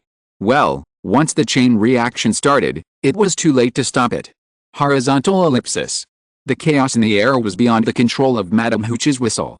Why do we have to play ball? Wouldn't it be more fun if each of us fired a knight's lance? Ino muttered, looking up at the sky. It was now a complete chaos, and neither team cared about the quaffle. He also noticed Harry flying at the edge. The chaotic scene seemed to frighten Gryffindor's new seeker. But after all, this was Hogwarts. Under Professor McGonagall's strong control, the game was suspended for a quarter of an hour, allowing both players to reflect and calm down. Perhaps this was the deputy headmistress's authority. After the second half began, both Slytherin and Gryffindor played well behaved. Even the occasional foul was a well-considered one. With rules on the court, Harry had room to shine. Time ticked by. Driven by fate's inertia, Harry finally had his moment. After his broom unexpectedly lost control, he narrowly escaped capture by swallowing the golden snitch. A 150-point bonus gave Gryffindor a resounding victory. The match was over. Even though he'd watched the entire match, Ino couldn't quite rejoice. It wasn't because Slytherin had lost, but because everything that had happened today was starkly different from what he remembered. It was as if everything in his memory had silently shifted. Life must go on. What should and shouldn't have happened had already happened. Returning to the common room, Ino looked at the dejected Slytherins and headed for the library. While he felt a little irritated by the mournful atmosphere, he understood that many wizards in the wizarding world valued Quidditch above their own lives. Leaving the common room, he made his way to the library with familiarity. But just as he entered, he was stopped by Madame Pants again. I have your note. I really don't understand. You're using me like an owl. Though she was complaining, the smile on Madame Pants's face seemed to speak volumes. Look at what you said. You're far more reliable than an owl. There's no doubt about that, Ino said jokingly in response to Madame Pants's self-deprecation. After half a semester together, despite the age and social status gap, he and Madame Pants had become friends. Although he initially held some preconceptions, over time, he discovered that Madame Pants wasn't as harsh as she appeared. Perhaps it was the nature of her work, or her past experiences, that made her seem a bit neurotic, even occasionally hysterical. But it's undeniable that people with this personality type are often quite simple-minded. They don't care about worldly matters or what others think, and they live their lives to their own rhythm. Meanwhile, as she spoke, Madame Pants pulled a note folded into a diamond shape from her pocket. Hurry and take it. That Gryffindor girl looked quite anxious today. Ino took the note. Thank you. I've been a bit busy lately, but I'll find time to finish the rest of the story and bring it with me next time. If nothing goes wrong, this book will also reach its finale. This was the fundamental reason why he and Mrs. Pants were equal friends. A romance novel that blended marriage, family, lovers, illegitimate children, and a love triangle. To build a good relationship with Mrs. Pants, he had improvised a short story. Although the content was somewhat unbearable, the effect was surprisingly good. Similarly, when Mrs. Pants heard that she would see the ending next time, her eyes lit up. But after a moment, she muttered to herself with a sense of loss, "Is it the end?" Yes. All stories must end. Seeing this, Ino knew exactly what Mrs. Pants was thinking. The next book won't be available until next year. It's about two sisters who fall in love with the same man, who then becomes their stepfather. Then it's settled. Madame Pants said firmly, as if she'd draw her wand and challenge anyone who dared to change their mind. Watching Madame Pants leave, Ino shook his head with a smile. He then opened the note Hermione had left behind. As expected, it contained another time to meet in the library. This seemingly childish act brought back the joy of passing notes back in school. While many things could be said after class, there was something inexplicably pleasurable about scribbling them down on slips of paper and passing them around during class. Thinking of this, he refolded the note and pocketed it, then headed for the Transfiguration section. When focused, time often slips by unnoticed. It was evening, with only half an hour left until curfew. At Madame Pants's urging, Ino quietly left the library. By 9:30 p.m., the castle had fallen completely silent. Walking alone back to his dorm, the empty corridors were nearly devoid of students. Just as he was about to see the entrance to the common room, a soothing, elegant voice reached his ears. "What a good child. Your thirst for knowledge is destined to make you surpass countless mediocre people." Though the voice was unfamiliar, the lingering scent of garlic on his nostrils deceived no one. Without hesitation, Ino quickly reached into the inner lining, and in an instant, a dice similar to the one he had used for divination appeared in his hand. The similarity was only in the material and color, but upon closer inspection, the dice looked like a roughly finished product. Its shape was an irregular polyhedron, and the surface lacked numbers, only a few scrawl lines and symbols like a child scribbles. A new book release, a new journey. Thank you all for your support. Please add it to your collection. Please recommend it. Please give me a monthly pass. Please add it to your collection. Please recommend it. Please give me a monthly pass. Chapter 63 Professor Quirrell's Instructions. Feeling the solid touch in his palm, Ino couldn't help but relax. He glanced around, and upon seeing the portrait hanging on the wall, he felt even more at ease. "Good evening, Professor Quirrell." Turning to look at the end of the corridor, a turbaned figure stood out in the candlelight on the wall. "Don't be nervous. As the professor of defense against the dark arts, I can't help but want to praise excellent and studious students. This is just a normal conversation." It was hard to imagine someone who stuttered normally speaking in such an elegant and coherent tone. Quirrell's tone was somewhat inexplicable, as if he were explaining something to someone, or perhaps reassuring himself that he was harmless. "Professor. Although I'd love to chat with you, curfew is almost up, and if possible, I don't want to violate school rules." After hearing the deliberately pretentious tone, Ino was certain that it was the real Voldemort who had come this time, not Quirrell, a puppet. Although he held the second die left by Professor Hans, without a core conflict of interest, he truly didn't want to become overly involved with Voldemort, or rather, didn't want to waste this precious die. Of course. Good students never break school rules, and they're also beloved by professors, Voldemort said in a strange tone, possessing Quirrell. Good students should study hard and read more. But remember, don't go to the restricted section, and don't get involved in the dark arts. Dark arts, while powerful, can corrupt those with weak minds. Perhaps sensing something, or perhaps genuinely considering the curfew, Voldemort, after manipulating Quirrell to say this, turned and left. Quirrell's figure gradually receded until it disappeared at the end of the corridor. Meanwhile, Ino didn't let down his guard despite Quirrell's departure. Although he knew the enemy likely wouldn't take action in the castle, he didn't want to take any chances when it came to his own safety. He held the die tightly in his hand, even into the Slytherin common room. Only after entering the dormitory and closing the door did he slowly release his grip. Huh?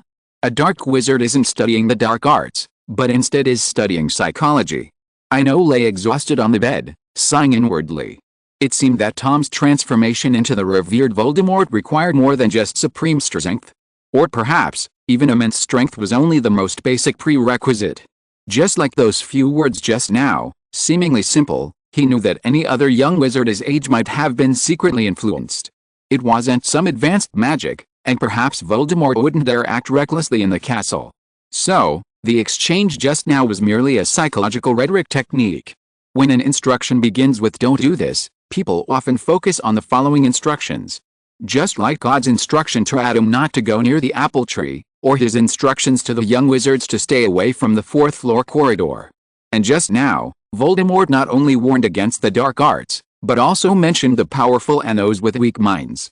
It seemed like a normal statement, like a professor admonishing a good student.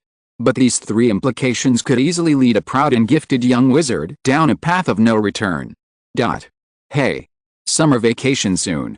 At that moment, Ino was eagerly anticipating summer vacation, for it meant he would never see Tom in his prime again. Starting next year, perhaps only the paranoid Voldemort would remain.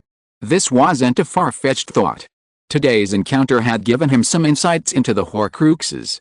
It seemed their destruction didn't just reduce Voldemort's chances of resurrection. A glimpse of the whole picture revealed a glimpse of the whole. Given Voldemort's abilities just now, it seemed unlikely he would resort to such clumsy actions later on. Similarly, tonight's experience had made him yearn for those 6-month-plus journeys through fantasy worlds. He had once found them tedious and boring, but now he longed for more, even eager to delve into long, epic stories. After all, the growth of magical power is always linked to time. It doesn't need to be too much, just 2 or 3 times a year, and perhaps he'll reach the standards of an adult wizard, and wouldn't be as passive as he was today. For the first time in his long time at Hogwarts, Ino felt a sense of powerlessness. Even in his possessed state, Voldemort still felt unmatched. It was like an animal encountering its natural enemy. Simply facing him felt like a thorn in the side. That's why he had only taken the dice and not his wand. After all, such pretentious displays of strength are only amusing and serve no practical purpose. Meanwhile, on the other side of the castle, the Gryffindor common room was bustling with activity, everyone celebrating today's hard-earned victory. As the hero of the day, Harry was receiving unprecedented acclaim. Unlike before, when others admired him for his name, this time Harry had earned it through his own hard work, and this delighted him immensely. He savored the feeling of being surrounded by others, the thrill of fame. However, amidst the Gryffindors' laughter and joy, no one noticed that the elderly farmer was missing from the pastoral landscape painting hanging in the corner of the common room. Meanwhile, Hermione, though also seated on a sofa outside the common room, not only did she not join in the celebration, but she seemed rather worried. The events of the Quidditch match had confirmed that Snape was the culprit behind the incident, and that he was the one who plotted to steal the Philosopher's Stone. Speaking of the Philosopher's Stone, Hermione couldn't help but think of Ino. After repeatedly passing notes, she had successfully obtained information about Nicholas Flamel from Madame Pants, deducing that the stone was hidden on the 4th floor of the castle. I should have told Ino sooner, kept him away from Snape. I should have saved some money for an owl.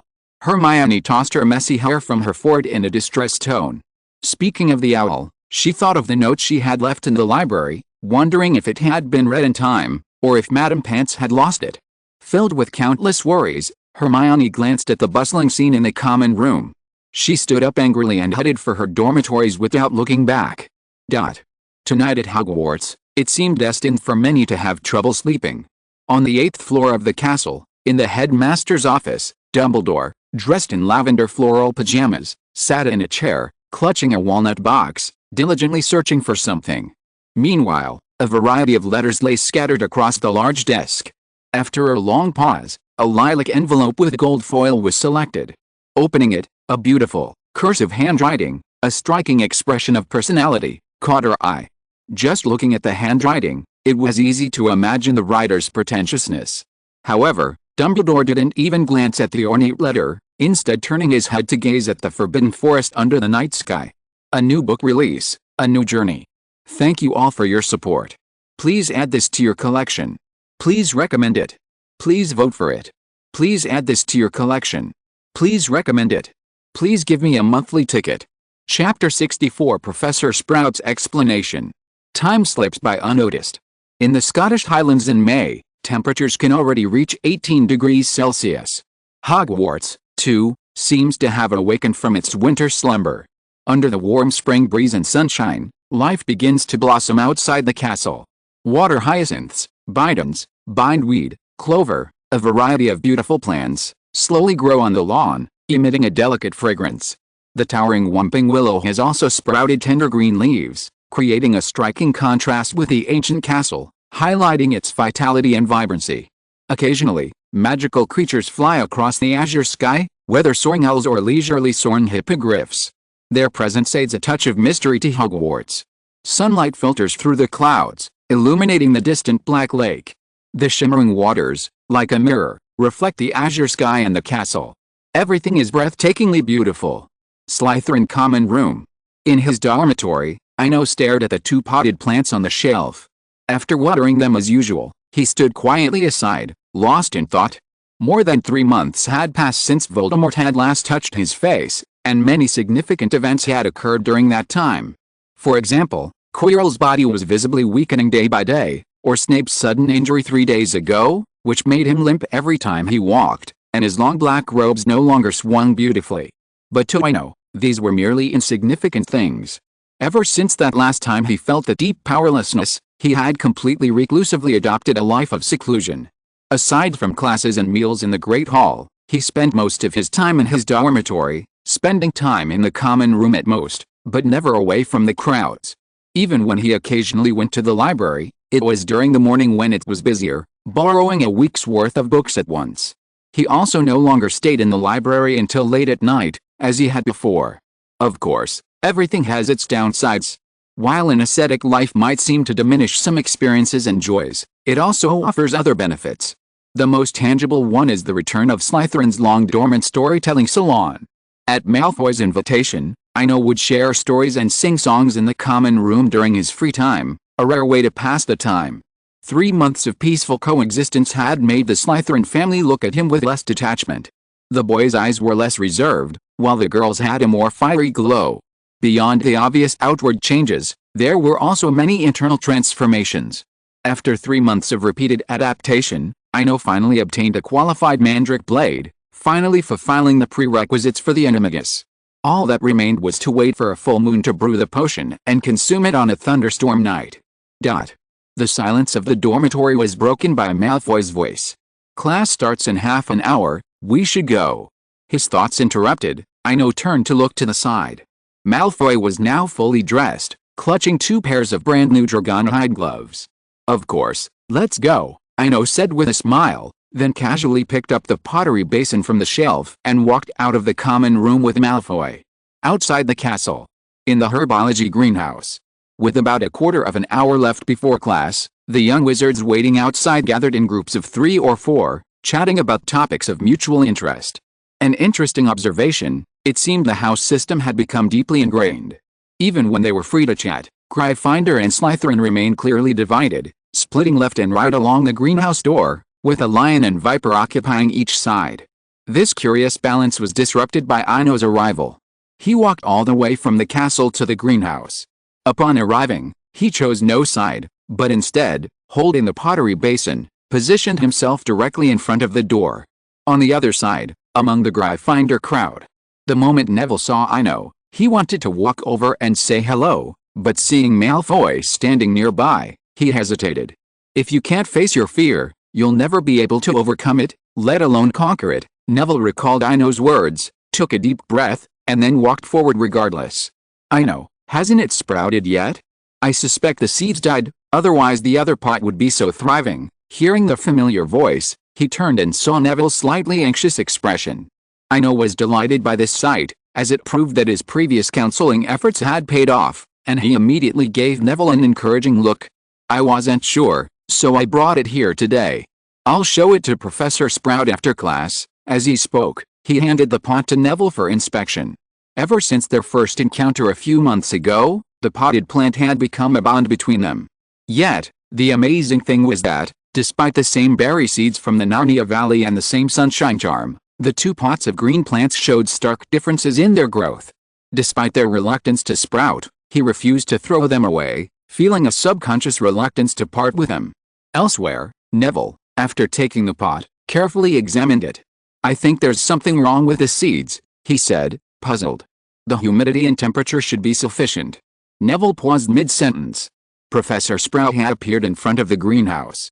"All right, children. I think it's time for class now. Pause your small talk and follow me to greenhouse number 3. True to the head of Hufflepuff House, Professor Sprout's voice, ever gentle and tolerant, resonated with those who heard it. The young wizards, scattered only moments before, now formed themselves into 2 columns. Ino took the pot from Neville and silently joined the ranks. Greenhouse number 3. A dark, damp place, overflowing with young devil's ivy seedlings. After Professor Sprout explained the characteristics of the devil's ivy in detail, he had the young wizards don dragon hide gloves and begin repotting all the devil's ivy. After all, these so-called seedlings were growing vigorously, with 2 and 3 meter long vines writhing freely across the ground like black mambas. Such a terrifying scene would have dissuaded even the snake-loving Slytherins from lingering for a moment, let alone Gryffindors. Consequently, everyone set to work with all their might. Finishing quickly meant an early dismissal. Perhaps this was also the reason for Sprout's popularity. As long as the young wizards were capable, it was common for them to get out of class early. Thanks to everyone's efforts, this herbology class ended a rare half-hour early. After class, Ino picked up the pottery pots beside him and lingered. "Child, is there anything else you need?" Professor Sprout asked. "Professor, this is my potted plant. I've been nurturing it for months, but it still refuses to sprout." Ino placed the pot on a nearby table. Professor Sprout approached, but instead of physically examining it like Neville, she drew her wand and gently tapped the soil. Her expression was like that of a renowned doctor taking a patient's pulse. A long moment passed in silence. "I think I've found the reason," Professor Sprout said softly. "It's a remarkable seed. Perhaps it's its fate, or perhaps something else. It's not sunlight and warmth it lacks, but rather cold and frost." At this point, Professor Sprout paused for a moment, then slowly continued, "A flower that blooms in the dead of winter will never sprout in spring. So you can leave it alone for now. The seed is very resilient. Just place it outside the castle this winter. A new book release, a new journey. Thank you all for your support. Please bookmark. Please recommend. Please vote for me. Please add me to your collection. Please recommend me. Please vote for me." Chapter 65 Hermione's Instructions. Professor Sprout's explanation was like a stone dropped into a still lake, stirring ripples in Ino's heart. After a brief moment of reflection, he quickly recalled the ice-blue rose he'd once seen, yet the pottery pot clearly contained the berries he'd gathered. A weed growing in the valley, a flower blooming in the castle, the two seemed unlikely to be related.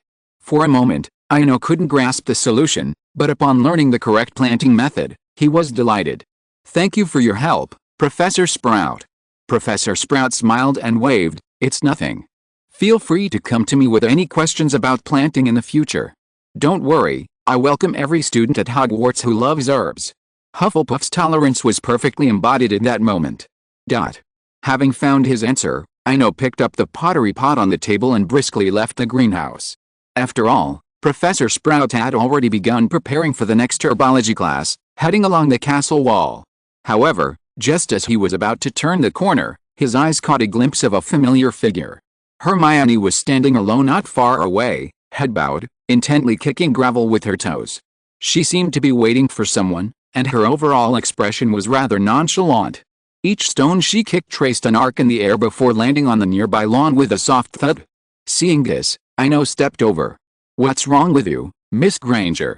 You're not studying for your lessons, but instead you're hanging around here, with finals in less than 5 weeks." Hearing the familiar voice, Hermione looked up instantly, a delighted smile spreading across her face. "I've been waiting for you for ages. And I've already finished my studies. But I haven't seen you lately. If we hadn't been in class together so often, I'd have thought you'd been hurt by that person." Although it was a joke, her words were thick with concern. She didn't mention a name, but he knew who Hermione was talking about. Sometimes, what you see isn't the truth, and what you know is only the tip of the iceberg.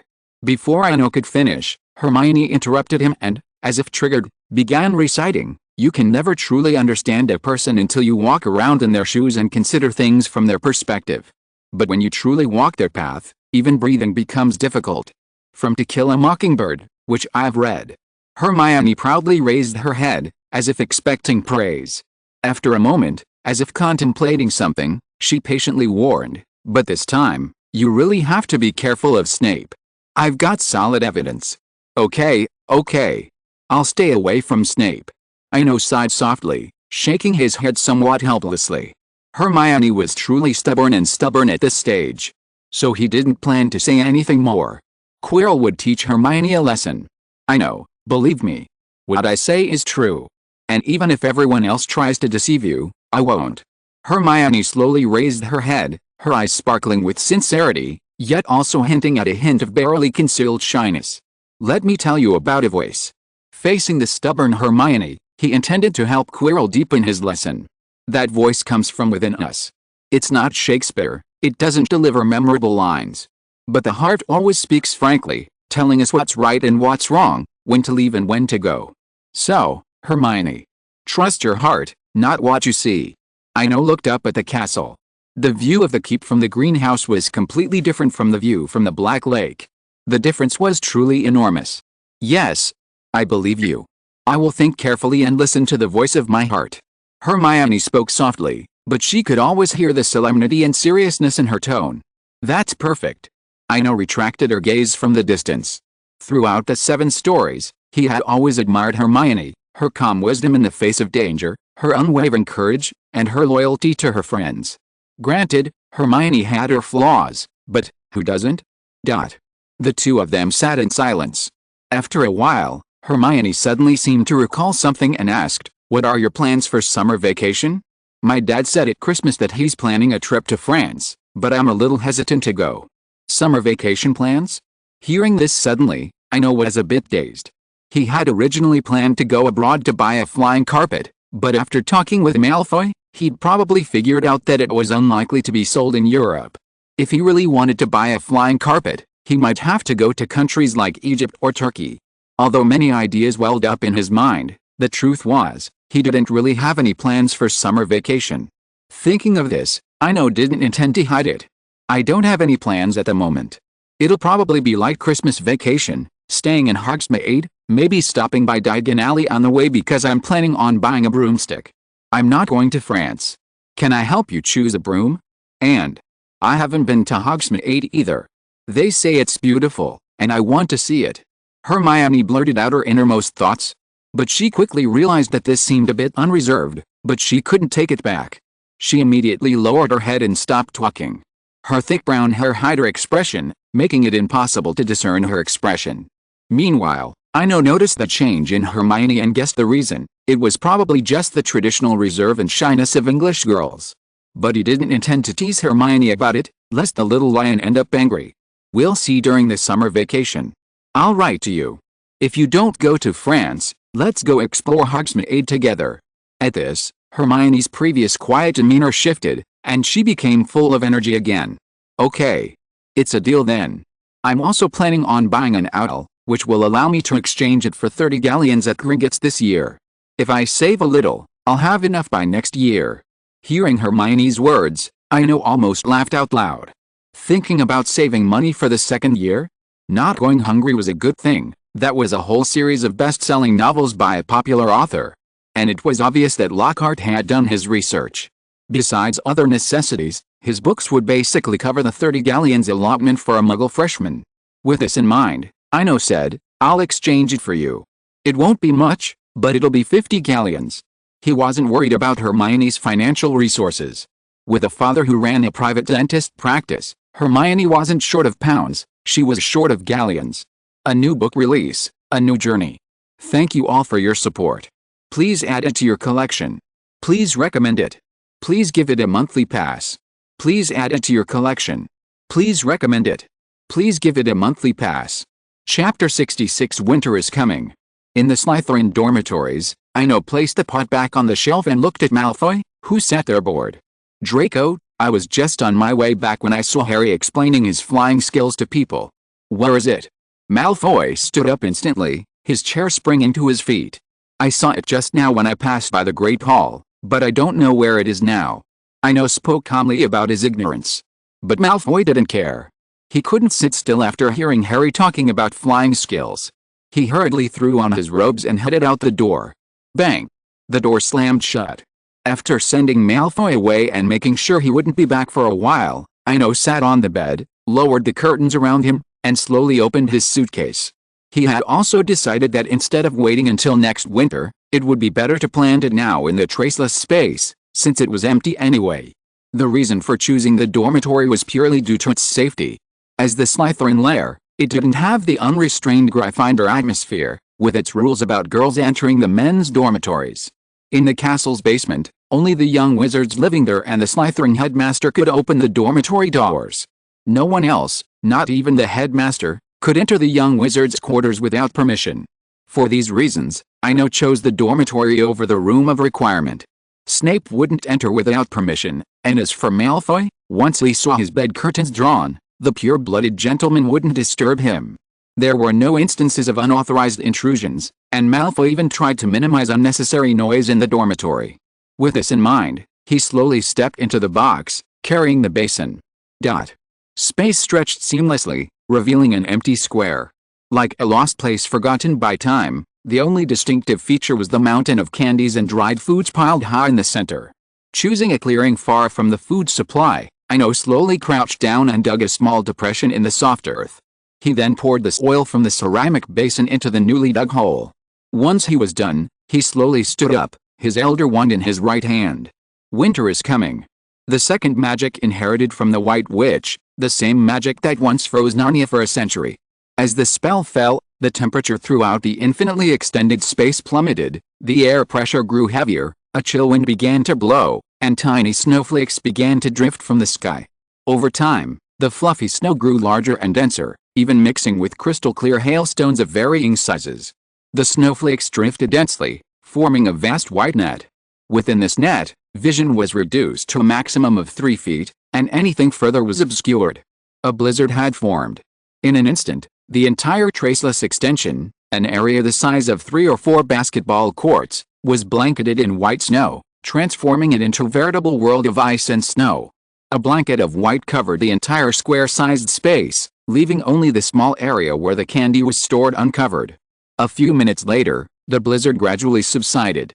Though the magic had ended, scattered specks of snow continued to drift from the sky, as if the rebuilt ecosystem had begun its self-reinvention. Meanwhile, Ino, observing the scene before him, breathed a long sigh of relief. For a moment, he had doubted he could unleash this magic. But then, by chance, like a draught of elixir, the shred of doubt and hesitation was quickly replaced by an inexplicable confidence and resolve. Perhaps it was the frequent snowflakes scattered over the Christmas holidays, or perhaps some other reason, but the magic had magically been unleashed. Although the snow only covered 10,000 square feet of the traceless extension, Ino felt a surge of satisfaction. The successful release of the magic was a good start. As for the magic's strength, it would only require gradual, step-by-step adjustments as the magic power increased. The falling temperature and the blanket of ice and snow completely transformed the environment here. Meanwhile, the berry seeds planted earlier, in the snow-covered soil, suddenly sprouted into an ice-blue seedling. The seed had sprouted. The 2-inch-tall seedling was crystal clear, like a meticulously carved ice jadeite, each tender leaf radiating a unique icy blue hue. This color wasn't the azure of the sky or the deep of the ocean, but a cool, dreamy hue that seemed to embody the purity of ice and snow and the vitality of flowers and plants.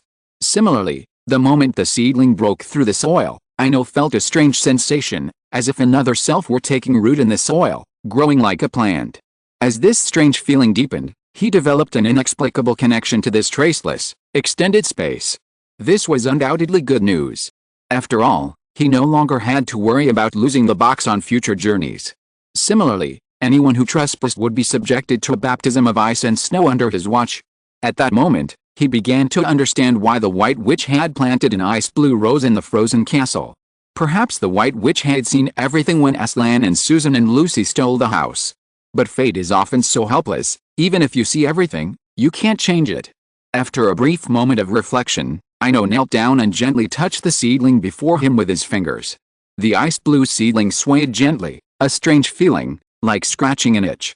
But a certain intuition told him that this seedling had more uses than just the present one. However, this was no time to dwell on these matters. After confirming that nothing else had been missed, Ino slowly stepped out of the box. Meanwhile, in the castle hall, Malfoy had successfully found Harry among the crowd. "Potter," Malfoy said excitedly. "Just a lucky win in a house Quidditch game is making you so smug? And you, red-haired Weasley, your family is so poor you can't even afford a broomstick. You've been working so hard as a footman just for a chance to fly around on one." Malfoy launched into a barrage of criticism, his words not only angering Harry and the Gryffindors around him, but also severely wounding Ron. "Shut up!" Ron exclaimed, humiliated. "You scoundrel. I don't know where you got the courage to stand here and talk like that. Those two idiots didn't follow you, that's your biggest mistake." Malfoy was stunned by his words. Indeed. Seeing Harry had made him so excited that he had completely lost sight of his surroundings. Looking at the group of young Gryffindor wizards around him with hostile eyes, he suddenly regretted his impulsiveness. "Well, so what? This is the Great Hall. Do you dare to attack?" Although Malfoy had successfully surrounded a dozen Gryffindors single-handedly, he continued to shout stubbornly. But just as he said, "This is the Great Hall." Seeing the red surrounding the green, the Slytherins quickly noticed the situation. The snakes silently put down their work and slowly moved towards Malfoy, then formed a counter-encirclement based on the original foundation. A new book release, a new journey. Thank you all for your support. Please add this to your collection. Please recommend. Please vote. Please add this to your collection. Please recommend. Please vote. Please vote. Chapter 67 Final Examination of the First Academic Year. Hogwarts, Great Hall. As the Slytherins slowly gathered, Gryffindor also took action. George and Fred were the first to stand up, leading the Quidditch players and senior students. Such an obvious scene was no surprise to the Ravenclaws and Hufflepuffs. They tacitly stepped aside, leaving the entire Great Hall clear, each standing in a distance, out of the way, watching the events unfold with interest.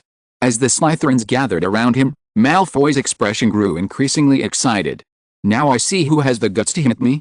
Let me see what you've got." Poor Weasley. As if gifted with some kind of talent, Malfoy could always rile up a crowd with a single word. The Weasley name was no joke, they had practically dominated Gryffindor for an entire era. Starting with Bill Weasley, they had accumulated a considerable network of connections within Gryffindor for over a decade. Even at this point in time, with the smallest number of people, Gryffindor still had 4 Weasleys. The soon-to-be graduates remembered Charlie's kindness. Percy was in charge of the senior class, the twins were in the middle class, and Ron was in the junior class. "Then I'll show you what the poor bastards can do." Fred spoke. He had originally intended to stay out of Ron's way, but the other party had targeted the Weasleys instead of Ron, and now he and George couldn't just sit there and watch. Just as the conflict was about to escalate, the Slytherins suddenly dispersed. Harry Potter. Gathering in the Great Hall and causing trouble, disrupting order in the castle, 10 points from Gryffindor. Snape, clad in black robes, looked at Harry expressionlessly. Then he turned his head and slowly scanned the Gryffindors. No one in his sight, not even the Weasley twins, stood up to him. Perhaps for good reason, Snape deducted a full 10 points from Harry. But with nearly a year's experience under his belt, Harry knew the only thing he could do now was to remain silent, to avoid giving Snape the opportunity to deduct more points. However, Potter, it's impolite not to greet the professor. 1 point from Gryffindor, Snape said in the most indifferent tone, the most heartless words. Hearing another point deduction, Harry felt a surge of unquenchable rage in his chest, and his clenched fists trembled slightly. If it had been in normal potions class, it would have been fine. But today, in the Great Hall, with so many people watching, facing Snape's repeated humiliation, Harry felt extremely embarrassed, like a clown being laughed at. Snape noticed the change in Harry, and a faint smile even curled up his lips. He was half anticipating Harry's next reaction. "What are you all doing here? Are you going to cause trouble before the holidays?" Professor McGonagall's voice echoed through the Great Hall, and Harry unclenched his fists. "Severus. I thought you were mediating a conflict between students, right?" Snape was called out on the spot, but when confronted by Professor McGonagall, he turned and left without a word. "What about you? Gathering here to continue watching the fun? What else do you want to do? Don't you think you have enough homework?" Professor McGonagall looked around and sternly rebuked everyone, Slytherin and Gryffindor alike. A potential conflict had been easily defused by Professor McGonagall. After the crowd dispersed, Ron tugged at Harry's sleeve. "Don't worry, the old bat won't be able to gloat for long. He probably doesn't even realize that his plans are all known to us." Ron's words were undoubtedly the greatest comfort to Harry. He finally wouldn't have to face Snape's sour face next year, and potions class would no longer be his nightmare. "Ron, you're right. We need to keep a closer eye on him for a while. I just saw he's no longer limping, and the leg bitten by Fluffy is probably healed. I'm afraid he might." Considering this was the Great Hall, Harry paused mid-sentence, perhaps remembering his last laxity. "Don't worry. As long as we keep a close eye on the old bat, it'll be safe," Ron assured him. Then, changing the subject, he launched into another round of accusations. "I wonder if Dumbledore is really old, unable to notice something so obvious." This time, Harry didn't agree, instead changing the subject. "Professor Dumbledore must be too busy. Let's go. We have classes this afternoon." Time slipped quietly through the chaos of life. With the arrival of June, the scenery outside the castle grew increasingly beautiful. However, this was only superficial, as June marked the arrival of final exams, something no young wizard wanted to face. In the corridors, students hurried, their faces filled with anxiety and concentration. The library door was almost always shut. Through the windows, one could see figures buried in their studies, struggling through a sea of books and notes, trying to squeeze every last bit of knowledge into their brains. Occasional laughter rang out from the castle, but it was quickly drowned out by the surrounding silence.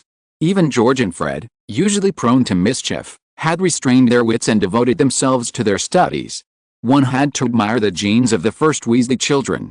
Bill, Charlie, and Percy were all good, and George and Fred, while they played around, never failed to excel in their grades.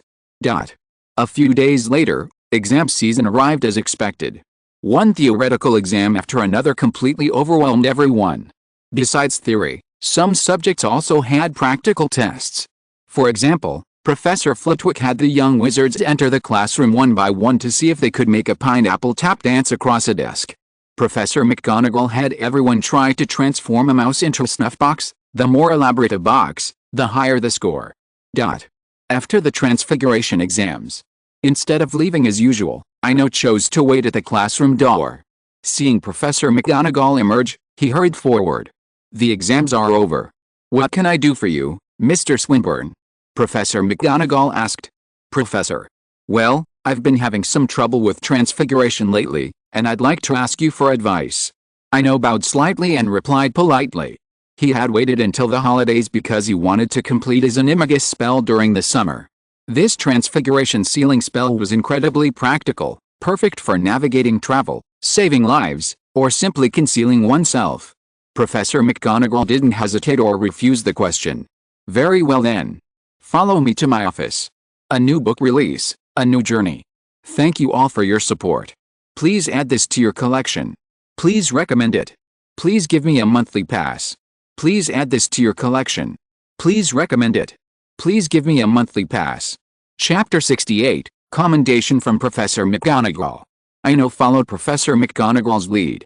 For the first time, he entered the Transfiguration office on the castle's 6th floor. Pushing open the door, he was greeted by a row of towering bookshelves lining the walls, neatly stacked with a variety of books, from ancient parchments to brand new hardcovers. The space rivaled even a small library. In the center of the room sat a large, dark red wooden desk, piled high with bound exam papers, presumably final exams from various grades. "Please take a seat, don't be shy." Professor McGonagall walked behind the desk, pulled out a high-backed chair, and sat down first. "Mr. Swinburne, your grades are excellent. I've watched you improve little by little, from your initial unfamiliarity to your current mastery. I'm delighted that you're studying and pursuing transfiguration diligently." Professor McGonagall's praise made Ino blush. He knew he had never given transfiguration much thought, devoting less than 1/5 of the effort he put into charms. If it weren't for the months of cramming transfiguration skills to complete his animagus, he'd probably have considered himself lucky to get an A passing grade. But now was clearly not the time to dwell on grades. After a moment's reflection, Ino spoke his mind. "Thank you for the compliment, Professor. I've come here because I've been troubled by a problem with transfiguration, and I don't want to carry it over into the summer. I hope you understand. Of course, that's my duty. Now, please tell me your problem, Professor McGonagall said calmly. Well, although I can perform transfiguration flexibly, and even create some quite complex objects, the duration of those objects is very short. Some don't last more than half an hour before returning to their original form. At this, Ino's expression showed a hint of distress. His transfiguration skills weren't just short-lived, they were even inferior to Goyle's, whose deformed apples could last for over 3 hours. You don't believe in transfiguration? Professor McGonagall thought briefly before she identified the problem. You've always been unwilling to believe it. You're simply forcibly altering the object's shape with magic. While you're concentrating, the object changes form, but when you start doing something else, it quickly returns to its original state. Hearing Professor McGonagall's insightful explanation, Ino felt as if a fog had been lifted. It seemed as if he'd never truly believed in or acknowledged transfiguration, subconsciously believing that all those fancy transformations were fake. Yes, Professor. As much as I want to deny it, I actually never believed in transfiguration. I still don't understand why it works. I've searched many books, but haven't found any answers. Ino spoke matter-of-factly. Since he was seeking answers, he didn't intend to hide anything. Principle? Essence?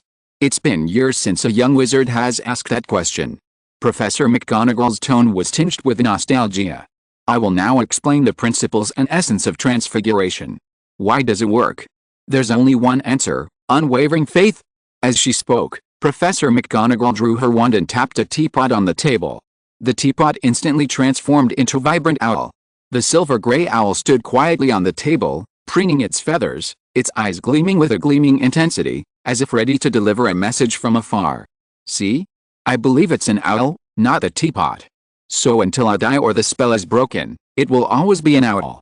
Whether delivering letters or parcels, it's no different from a real owl. At this moment, Professor McGonagall's tone and demeanor exuded a powerful and confident aura. Despite this powerful evidence before her, Ino couldn't accept it, or perhaps even comprehend it.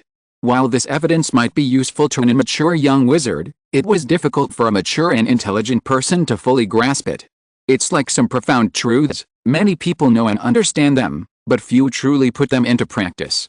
Perhaps noticing Ino's confusion, Professor McGonagall adopted a soothing tone, saying calmly, I'm sorry, I don't know what you're thinking, but that's how magic is. No one can fully explain its secrets. I'm giving you this owl. I won't dispel the spell, and I hope it gives you some confidence. Professor, can I understand that you need to find a reason, regardless of whether it's valid or not, as long as I believe it? Ino asked, still a little unwilling to give up. After all, if she couldn't pass this test, not only would she have no chance of achieving anything with animagus magic, but even ordinary transfiguration magic in the future. It seems you already have an idea. If you don't mind, please share it. Professor McGonagall's sitting posture became less upright, leaning back slightly, as if she was a little tired from the days of exams. Of course, Professor. That's exactly what I wanted to say, because I'm not sure if it's feasible. This was exactly what she wanted. Even if Professor McGonagall hadn't asked, Ino would have expressed her opinion. There was once a philosopher in the East who said that when he looked at his finger, he saw the world and everything in it. He said that after death, people would turn into soil, and the soil would produce plants, which would be eaten by animals, and the animals would be eaten by people. And in this cycle, his finger has witnessed everything. So he believed that a fish leaping out of the water could turn into a bird, and that a withered grass could turn into an autumn cicada. All things are not single and unchanging. He finished his inner thoughts in one breath, and then sat quietly aside. On the other side, Professor McGonagall fell into a brief moment of contemplation. The spacious Transfiguration office also became quiet, even the owl, who now stood aside obediently, no longer preening his feathers. Time passed quietly.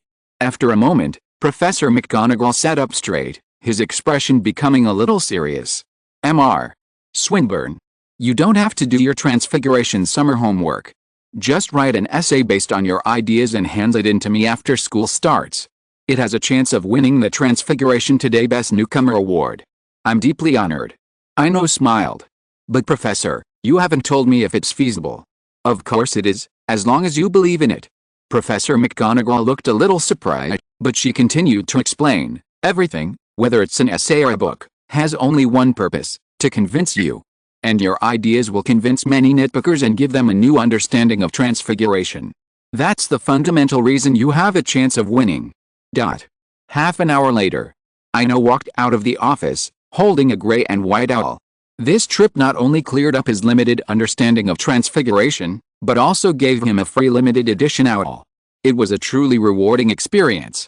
Looking at the vivid owl before him, he realized that this was probably Professor McGonagall's way of rewarding his students for their outstanding performance. Of course, if I get a T this time, the reward might not be an owl, but a signed letter of evaluation from my parents. A new book release, a new journey. Thank you all for your support. Please add this to your collection. Please recommend. Please give me a monthly pass. Please add this to your collection.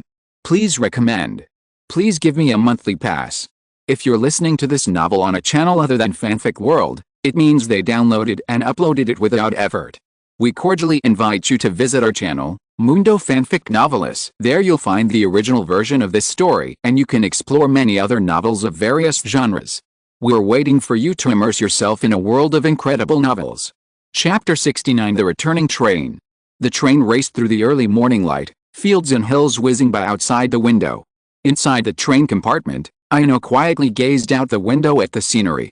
He had boarded this train, bound for the fairy tale of Hogwarts, full of anticipation. Now, a school year had flown by, and he was once again on the same train. It seemed as if nothing had changed, but Ino knew that much had drastically changed. Despite the inertia of fate, Quirrell, or perhaps Voldemort's remnant, was ultimately defeated by the magic of love, and Gryffindor had managed to come from a significant deficit to overtake them. Slytherin's 7th consecutive championship was ultimately thwarted. But similarly, even the smallest details had changed.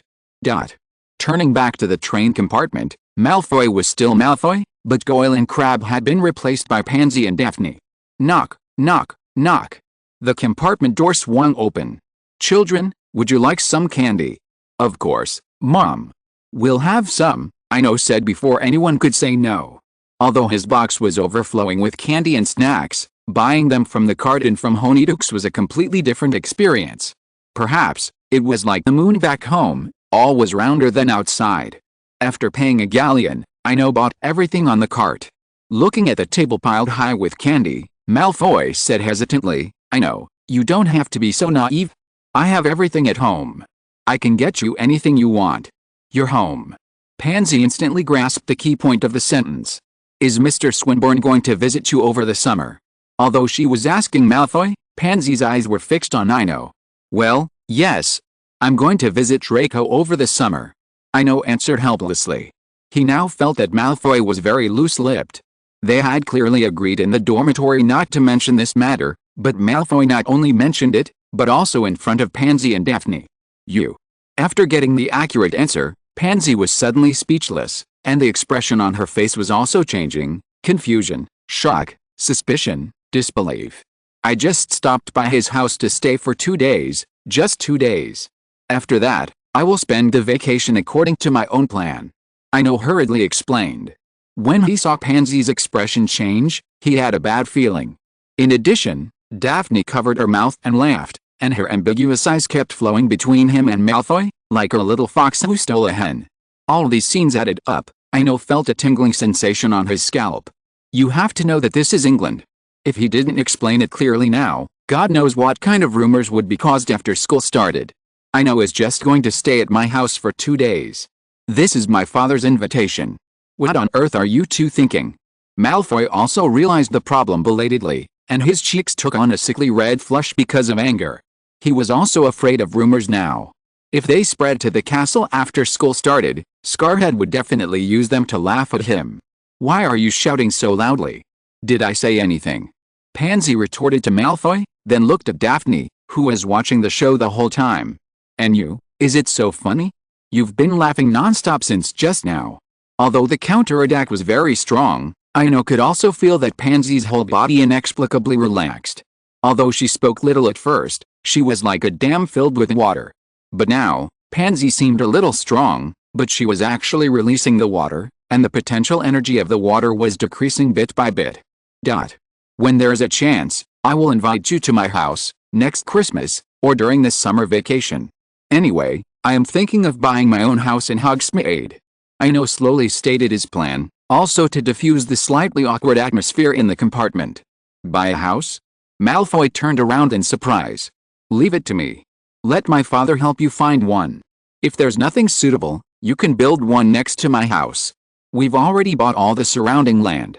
Hearing Malfoy's answer, Ino immediately contemplated how to tactfully refuse. After all, the first suggestion was fine. Asking Lucius for help would save a lot of unnecessary trouble. As for the latter, building a house next to Malfoy Manor? This was out of fear that when the Death Eaters gathered later, there wouldn't be enough space to accommodate them, so they'd have to build a guest house. Before he could refuse, Pansy had come to her senses and taken over the conversation, saying, Mr. Swinburne, our family has some vacant property in Hogsmeade, perfect for either a shop or a residence. You don't need to ask Draco. Aside from the shops in Diagon Alley, the Malfoys don't have many properties in Hogsmeade. Meanwhile, as Pansy finished speaking, Malfoy, in a rare move, didn't refute the proposal. Instead, he turned his head toward the window, as if to acquiesce. Thank you very much, Miss Parkinson. My budget is not very large, only about 10,000 galleons, so I won't consider a shop. A small house to live in will do. After some calculations, Ino also quoted his psychological price. 10,000 galleons was already the limit he could afford. After all, one large gold coin in Gringotts was exchanged for 145 galleons. Although old John gave a bag full of them, it was only about 100 at most. And me. We have a surplus of house elves at home. Although I can't give them to you, I can sell one to you. Daphne on the side also saw the right time and took the initiative to speak. Thank you as well, Miss Greengrass. But I don't plan to buy it for the time being. Maybe I'll find you when I need it in the future. Ino declined politely. Although it was a resale, the favor was not discounted at all. During his time in Slytherin, he also learned some things, such as the fact that house elves were always controlled by purebloods, and there was no chance of outflow at all. Even if there was buying and selling, it was all consumed within the circle. As for black markets like Nocturne Alley, even if one or two house elves appeared occasionally, they were bought by dark wizards for experiments. After all, no one dared to use house elves without a contract. The train leaving school for the summer vacation was running safely on the track. In another carriage not far from Ino. In the compartment, Hermione gently stroked the owl's soft feathers, feeling the slight trembling and warmth from her fingertips. Similarly, the owl seemed to like this kind of interaction very much. It half closed its eyes and rubbed its head against Hermione's palm to express its joy. This scene was perfectly presented in Ron's eyes. He first glanced at Hermione's owl, then turned to look at Hedwig, the snowy owl, on the shelf. Then, Ron calmly reached into his pocket and clutched the sleeping Scabbers. A new book release, a new journey. Thank you all for your support. Please add this to your collection. Please recommend it. Please give me a monthly pass. Please add this to your collection. Please recommend it. Please give me a monthly pass. Chapter 70. A new story. Over 200 kilometers from London, in Wiltshire, at dusk, after passing through a lush forest, Ino finally arrived at his destination, Malfoy Manor. Entering the manor, Ino was greeted by a vast lawn. Surprisingly, it was planted with the same fluorescent grass mentioned in 1,000 magical herbs. 2 nuts a small bundle might seem inexpensive, but filling the entire lawn with it, this extravagant expenditure on yard decoration, was a common sight throughout the British Isles, and perhaps only the Malfoys. At the end of the lawn stood the imposing white main building, its exterior awash in Victorian style. The walls and pillars were meticulously carved with exquisite reliefs. At the main gate, Ino's eyes unexpectedly met the manor's owners, Draco's parents, Lucius and Narcissa. Lucius was a middle-aged man of dignified dignity and grace. Welcome to Malfoy Manor, Mr. Swinburne. His voice was deep and powerful, as if every word carried an inherent elegance. Ino returned the greeting with a slight bow. Thank you very much for your invitation, Mr. and Mrs. Malfoy. Narcissa, the former pureblood black, now the mistress of the manor, spoke gently. Please come in. You must be exhausted after such a long train ride. However, Ino was keenly aware that Narcissa's eyes never left her son, Draco. Her deep eyes were filled with love and longing for her son, and the emotion flowing between her brows was like a stream, warm and subtle. At dinner, Ino looked at the dazzling array of dishes and once again marveled at the Malfoy family's wealth and connections. Many of the items on the table seemed beyond the reach of mere money, having to circumvent not only the Magical Creatures Act but also the Ministry of Magic scrutiny. During dinner, the Malfoy family seemed to adhere strictly to traditional etiquette, avoiding sensitive or controversial topics as much as possible. For example, Narcissa was constantly concerned about Draco's life in the castle, but she never mentioned his final exam results. Seeing this heartwarming scene, Ino's lips curled slightly. Just think, a mother who never asked about test scores is so enviable. Elsewhere, at the table, Lucius's voice shattered the quiet. Mr. Swinburne. Draco and Sev both mention you. If you don't mind, I'd like you to call me Uncle Lucius. And I'd love for you to stay at the manor during your vacations, at least until you graduate. As Lucius finished speaking, the atmosphere in the dining room suddenly became somewhat tense. Malfoy, who had been chatting quietly with his mother, paused. He turned and looked at Ino with anticipation. Of course. Draco and I are friends, and I'd like you to call me Ino, too. Ino nodded slightly, a gentle smile on his face. But Uncle Lucius, thank you very much for your invitation. As for where to live, I still hope to buy my own house in Hogsmeade, and Draco knows that. Okay, then I respect your choice, Lucius nodded, understanding. Malfoy, though somewhat disappointed, knew Ino's character well. Once a decision is made, it's one he never easily changes. With this in mind, Malfoy resumed his quiet conversation with his mother, recounting various anecdotes from the castle. After dinner, Ino and Lucius were the only ones left in the living room, sitting opposite each other. Ino. Honestly, I'm truly delighted that Draco has made a friend like you. Your perfect scores across all your subjects, and the professor's fondness for you, all prove how good you are. Lucius's eyes flickered with genuine admiration as he spoke. Ino smiled softly, leaning back on the soft sofa. Thank you for the compliment, Uncle Lucius. I simply seek a sense of simplicity in this chaotic and complex world. Everything I do is solely dedicated to this goal. Searching for simplicity. Lucius repeated softly, the words seeming to resonate within him. A moment's silence followed. It was unclear what Lucius was thinking, but his expression grew serious. I sincerely hope you can treat me as your uncle. In your future journey to find that sense of simplicity, the Malfoys will be your most reliable friends. Holidays always pass more quickly than usual. On the third day at Malfoy Manor, Ino bid farewell to Lucius and his wife. There was no other way, the throbbing in his heart resurfaced, forcing him to leave. Although each journey and return was a fleeting moment, with the house elves at Malfoy Manor, any anomalies were still easily detected. That morning, after politely declining the Malfoys' carriage, Ino walked alone along the Wiltshire country roads, suitcase in hand and humming a lilting tune.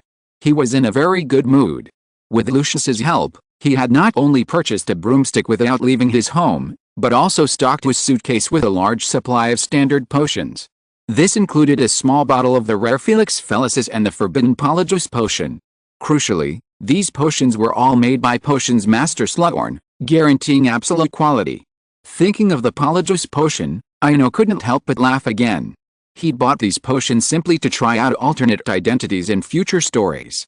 But Lucius seemed to have overthinking it, and he presented a large suitcase that looked like a murder weapon.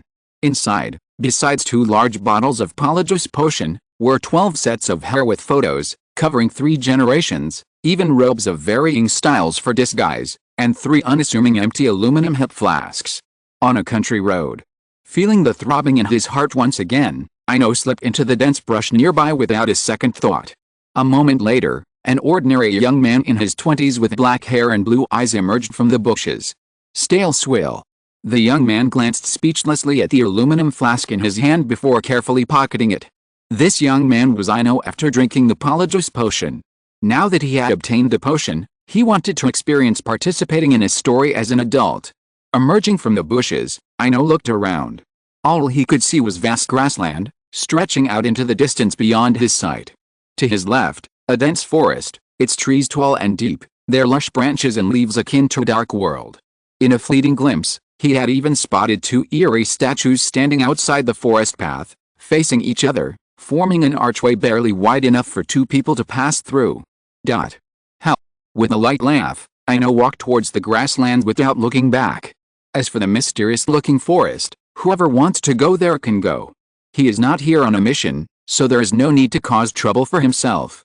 Someone once said that looking at the sea and the sky are one color, which is extremely magnificent. But at this moment, on this vast grassland, Ino also experienced the same feeling. Walking on the endless grassland under the setting sun is really a rare enjoyment. New book release, new journey. Thank you all for your support. Please collect. Please recommend. Please vote. Please collect. Please recommend. Please vote. Chapter 71 Middle-earth. At dusk, a faint golden hue graced the horizon, like the carelessly scattered colors of an artist's palette. The boundless grasslands seemed immeasurably vast in the soft evening light, like a green ocean, its waves undulating and pulsing with the rhythm of life.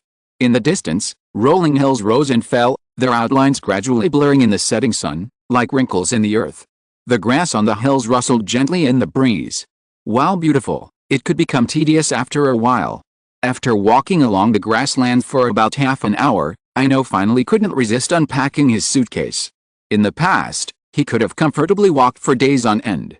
But now, with his flying broom, it seemed like human laziness was innate. He no longer wanted to rely on his legs. He strapped the suitcase to his back. Glancing down at the arrow-shaped logo on the broom, Ino sat on it without a second thought. With a gentle push of his legs against the ground, the broom shot up like an arrow, accelerating into the sky.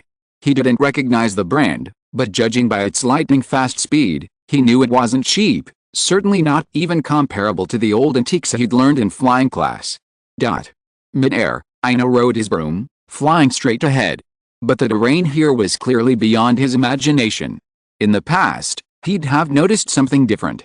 Even on his previous trip to Narnia, despite days of walking, the woods were constantly changing, unlike the unchanging landscape now. But now that things had come to this, having previously ignored the dense forest and chosen the grasslands, he could only bite the bullet and continue on. He couldn't time his flight accurately, but as the landscape grew darker, he knew it wouldn't be long. Finally, before nightfall, Ino spotted something different. Fields of alfalfa appeared on the ground, all neatly clustered in the same area, clearly the result of deliberate planting. At the intersection of the alfalfa fields and the hills, a farm stood quietly. Its walls, constructed of stone and wood, looked weathered yet sturdy. Within the farmyard's fences, a few cattle, sheep, and horses leisurely grazed, their occasional low mooing adding a touch of life to the tranquil evening. From mid-air, the entire scene appeared tranquil and peaceful in the soft glow of dusk. Finally, I found a place with people.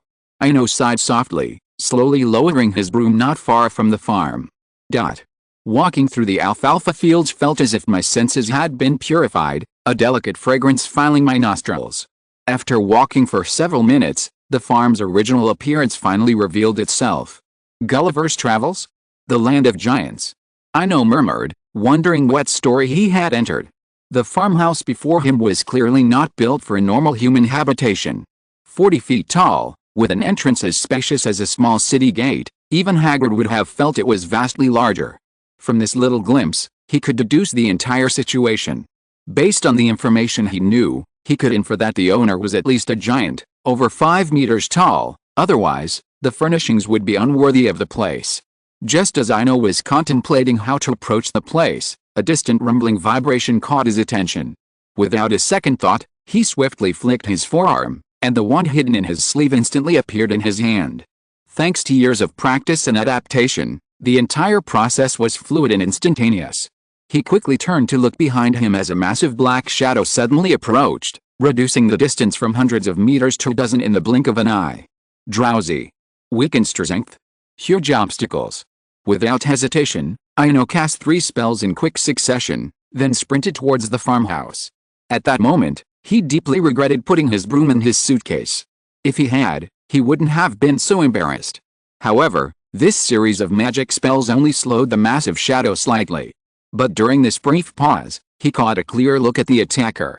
A massive black bear, over 7 meters long and about 5 meters tall when crouching, it was easy to imagine how terrifying it would be standing upright. Seeing it clearly, Ino ran even harder. With its size, even giant monsters and 3-headed dogs pale in comparison to the giant bear. A brown bear standing over 2.5 meters tall could crush a bison's spine with a single blow.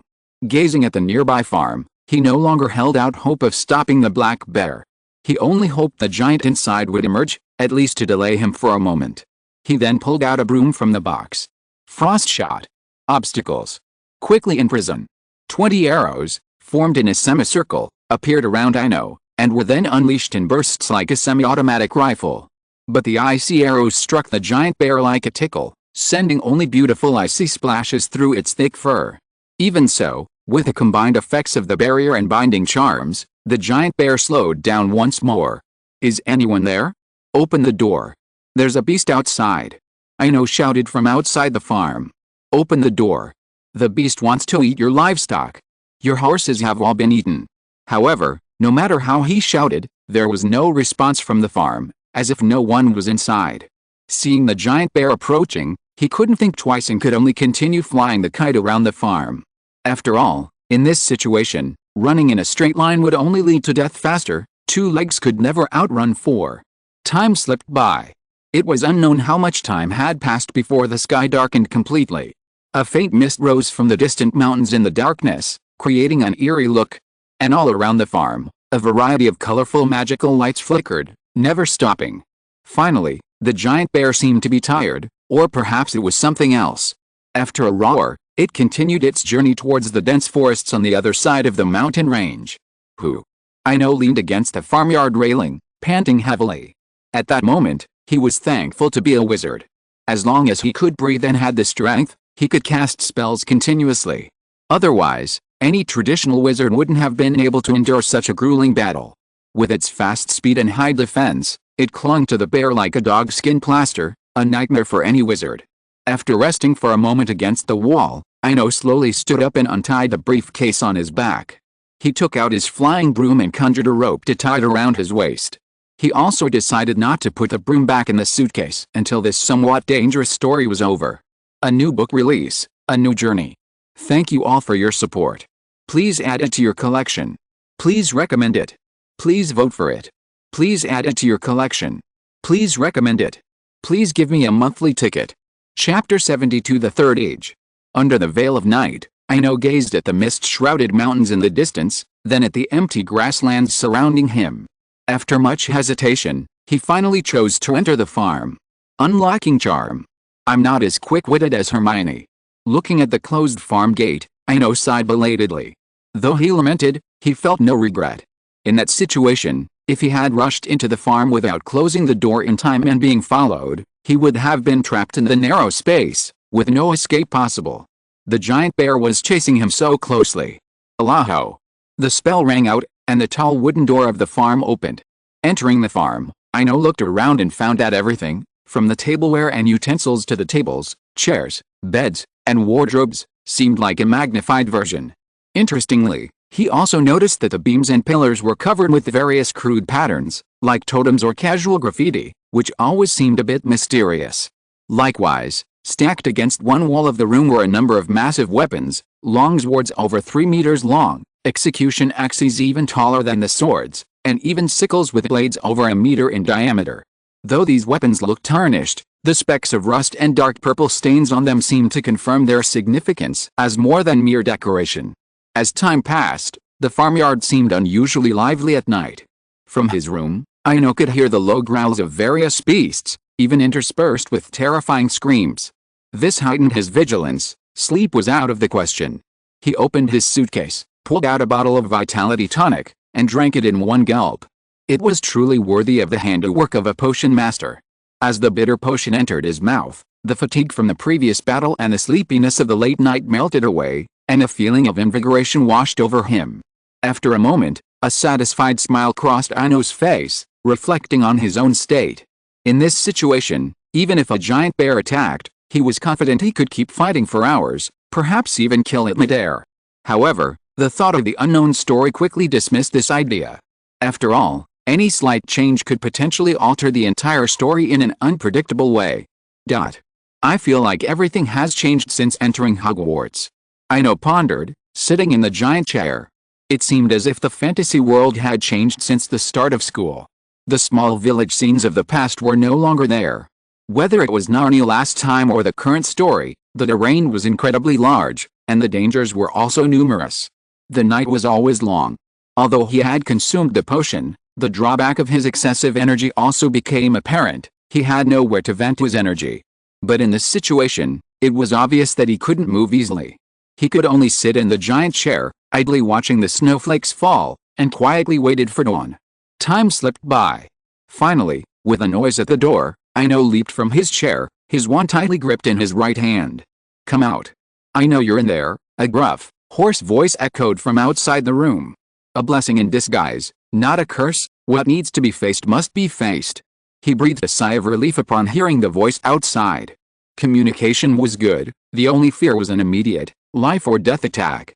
He slowly walked out of the room. Standing in the courtyard, he came into view, a giant, about 20 feet tall. His nearly 5-meter tall frame, coupled with a face covered in thick hair, gave him an intimidating presence. "I apologize. I'm entering uninvited," Ino said, bowing slightly. "Yesterday, a wild beast was chasing me, and I had no choice but to take refuge here." The moment he saw the figure across from him, he knew this must be the giant's home, so he began to explain his uninvited entrance. "My name is Bjarn, the last skin changer in Middle-earth. In my beastly state, I have difficulty controlling my behavior." The giant seemed surprisingly kind. Not only did he not pursue the matter, but he also offered a similar explanation. "Skin changer. Middle-earth," a familiar string of words echoed in his ears. As a shining gem in fantasy history, Ino was all too familiar with this long story. He also had some understanding of Bjarn, the magical skin changer, who was, in general, a pitiful and tragic figure. Bjarn's family was brutally murdered by orcs, and he himself was shackled and chained, treated like a pet by the orcs. After narrowly escaping, he settled outside the Misty Mountains, alone, hunting the minions of darkness for years. But now, it seemed, Bjarn had a certain fondness for humans, not the cold indifference toward dwarves as depicted in the stories. Thinking of this, Ino smiled and said, "Bard Ino. I've heard rumors about you, Mr. Bjarn. I mean no harm. Let's put aside last night's misunderstanding. You shouldn't have come here." Bjarn's hoarse voice rang out again. "The Misty Mountains are no longer safe from the infiltration of evil forces." Meanwhile, Ino was already pondering. Despite having confirmed the setting, he still knew nothing about Middle-earth, not even what era it was. If he stumbled upon Helm's Deep or Minas Tirith and caught up in a major war, he'd be completely blind.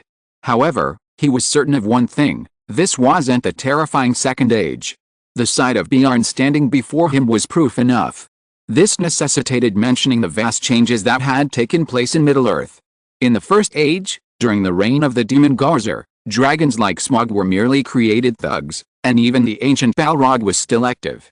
In the Second Age, during the reign of Soren, even powerful skin changers like Bjarn were shackled and kept as pets.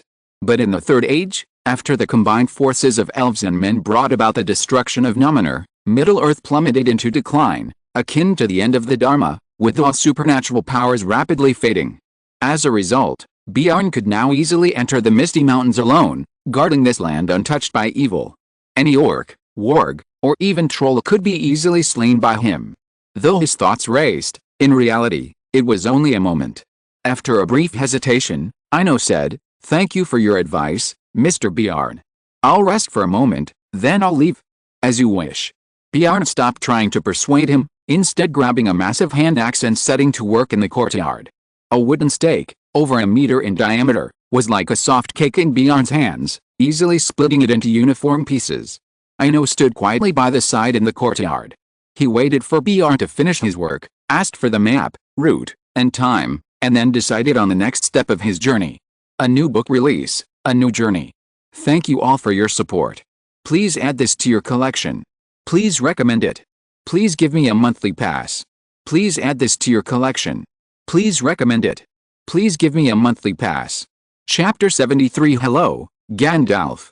In the courtyard of the farmyard, from dawn to noon, Bjarn was either chopping wood, feeding the livestock in the pen, or harvesting honey from the beehives behind the yard. It seemed like there was no end to the work. Ino, equally patient, stood silently by, waiting for him to finish. As the sun rose, watching Bjarn finish the last of the sheepfold, Ino slowly spoke, "Mr. Bjarn. If it's possible, I'd like to treat you to lunch and some sweets from my homeland, as a way of paying you for staying with me last night." "Very well. Ask anything you want to know. Bjarn raised his head woodenly, then turned his gaze to the nearby mountains. It seems you're too late to leave today. Let's set out tomorrow morning.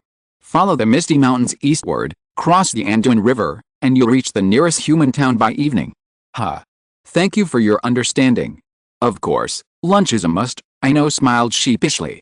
At that moment, his contempt faded. This skin changer, who had lived from the second age, seemed to possess intelligence proportional to his size. Not only was he enormous, but he was also incredibly wise. Half an hour later, Ino had laid out piles of chocolate and a generous quantity of cream toffee on the large dining table.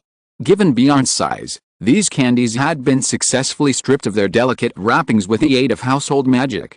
They were, in essence, raw candies, ready to be eaten right out of the mouth. Similarly, as the farm owner, Bjarn also laid out freshly baked whole wheat bread, 2 large bowls of honey, and some picked fruit. Looking at the basin-sized wooden bowl on the table, filled with freshly scooped honey, even with a few bees floating in it, Ino showed no disdain. Instead, he happily dipped his bread into the honey and began to eat. This kind of pure, natural honey is sometimes truly rare. Bjarn, have you encountered any dwarves recently? Ino asked subtly, chewing his bread. Dwarves? Greedy, stubborn, and stingy. Bjarn shook his head in disapproval. It's been ages since we've seen a dwarf here, so long I've almost lost track of time. Really? Honestly, I don't like dwarves either. If they could give up their greed, their civilization might be even more brilliant. Ino casually expressed his opinion. If the dwarves could truly overcome their dragon sickness of greed, they might create another brilliant civilization. However, due to their greed, the dwarves remain stubbornly stubborn, unchanging despite countless misfortunes and disasters. Of course, Thorin Oakenshield, the protagonist of the story of Smaug and the last king of the dwarves of Durin on the Lonely Mountain, succeeded in breaking the curse of the dragon sickness but also died in the Battle of 5 Armies. Throughout the history of the dwarves, there's a sense of being unloved by their own grandparents, whether in the mines of Moria or later during the reign of the king under the mountain. Their fate has always been filled with misfortunes. Ino understood this somewhat. After all, according to the order of creation, the firstborn, the elves, and the youngest, the men, always received greater favor from Ollivander. And as the dwarves, second in line, it was understandable that they were subconsciously overlooked. 10 minutes later, Bjarn finished the last piece of bread. Very good candy, especially the toffee. It gives me a subtle sense of happiness. It must have something magical in it. Hearing this, Ino also put down his food and said with some surprise, perhaps. But I never thought about it. I just thought it tasted very good. Elusive happiness can sometimes be intoxicating. As he spoke, Bjarn slowly closed his eyes. After a moment, he opened his eyes again, his gaze growing deeper. I don't know why you came here, but the Misty Mountains have changed. A darkness has infested the forest, and the woodland elves are simply tolerant and retreating. If possible, leave early tomorrow morning. I haven't seen a human wizard in an entire epoch. Ino seemed to guess the reason for his preferential treatment. He heard a hint of nostalgia and gratitude in Bjarn's tone. I'll leave, Ino said calmly. To be honest, I really don't have any purpose. I'm just passing through. Oh. As you wish. Bjarn nodded slowly, then continued. After dusk, it's best for you to stay indoors. I admit you have some of the charm of a former human wizard, but your power is still a little weak. At least you can't inflict fatal harm on me. I'm not going out today. Ino blurted out without hesitation. After lunch, Bjarn was busy again, apparently herding cattle, sheep, and horses to pasture. With nothing else to do, Ino used transfiguration to transform a stone into a rocking chair woven from vines. He lay there in the courtyard, basking in the sun and making up for the sleep he'd lost the previous night. He drifted off comfortably. At dusk, a gentle breeze from the Misty Mountains blew through the courtyard, bringing a touch of coolness. Ino slowly opened his eyes, having slept soundly. After all, the name of Bjarn the Skin Changer was resoundingly famous among the forces of darkness. In the story, even Azog, the pale orc and leader of the orcs, led a small force of elite wolf riders but still didn't dare attack the farm, unable to even harass it. Upon waking, Ino scanned the courtyard but couldn't find Bjarn. He presumably had transformed himself into a giant bear, heading back to the Misty Mountains for revenge. The conversation at noon, Having learned that the dwarves hadn't appeared recently, had already confirmed the timeline. It was probably before the story of the dragon Smaug. During this time, if one traveled to the human world, they would enjoy a relatively peaceful time. This also made him decide to set out early the next morning, heading east across the Anduin River to live in the White City for a while.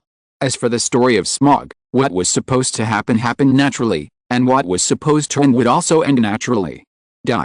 Before nightfall, just as Ino was preparing a simple dinner, the same trembling sound as yesterday's giant bear's charge could be heard from outside the farm gate. This made him instinctively pick up his wand, but after a moment, he put it back in his pocket. Bjarne was not a werewolf. Although he was a little irritable after the transformation, he still had a basic sense. Otherwise, not only the livestock, but also the farm would have been completely destroyed. As the sound grew closer, the farm gate suddenly opened. Filly. Quick. Bumper, run, it's going to bite you in the ass. A boy about 5 feet tall, the equivalent of a 13 or 14-year-old human, suddenly squeezed in. Then, like dumplings dropping from a boiling pot, 1, 2, 3, 4. Close the gate. With one of the dwarves' command, everyone worked together to close the farm gate, even nearly catching the giant bear's nose in the process. A new book release, a new journey. Thank you all for your support. Please add it to your collection. Please recommend it. Please give me a monthly pass. Please add it to your collection. Please recommend it. Please give me a monthly pass. Chapter 74 Gandalf's Invitation. 13 dwarves in all, plus a tall, grey-robed elder. With such distinctness, Ino couldn't help but realize that these men were the protagonists of the story of Smaug. After a moment, the group seemed to recover, and began to survey their surroundings. Hey, human. Your farm is about to be invaded by a giant beast, and you just stood there watching? You didn't even offer to help, a stout dwarf said. Bomber. A dashing, middle-aged dwarf stepped out of the crowd, scolded the stout dwarf's complaints, and then turned to Ino. We apologize for the trouble we've caused you. Please allow us to stay here for one night, and we'll leave early tomorrow morning. The dwarves will remember your kindness and will reward you in due course. You shouldn't say that to me, for I'm a guest here too, Ino said, spreading his hands innocently. Then who's the owner of this place? The dwarf asked. As the dwarf finished speaking, the grey-robed elder, who had been silent the entire time, stepped out. I believe we've just locked out the master of this place. Hearing there was no master, the dwarves didn't consider the idea of being locked out. Like students in a classroom without a professor, they abandoned all regard for etiquette and found comfortable spots in the courtyard, either lying or sitting to rest.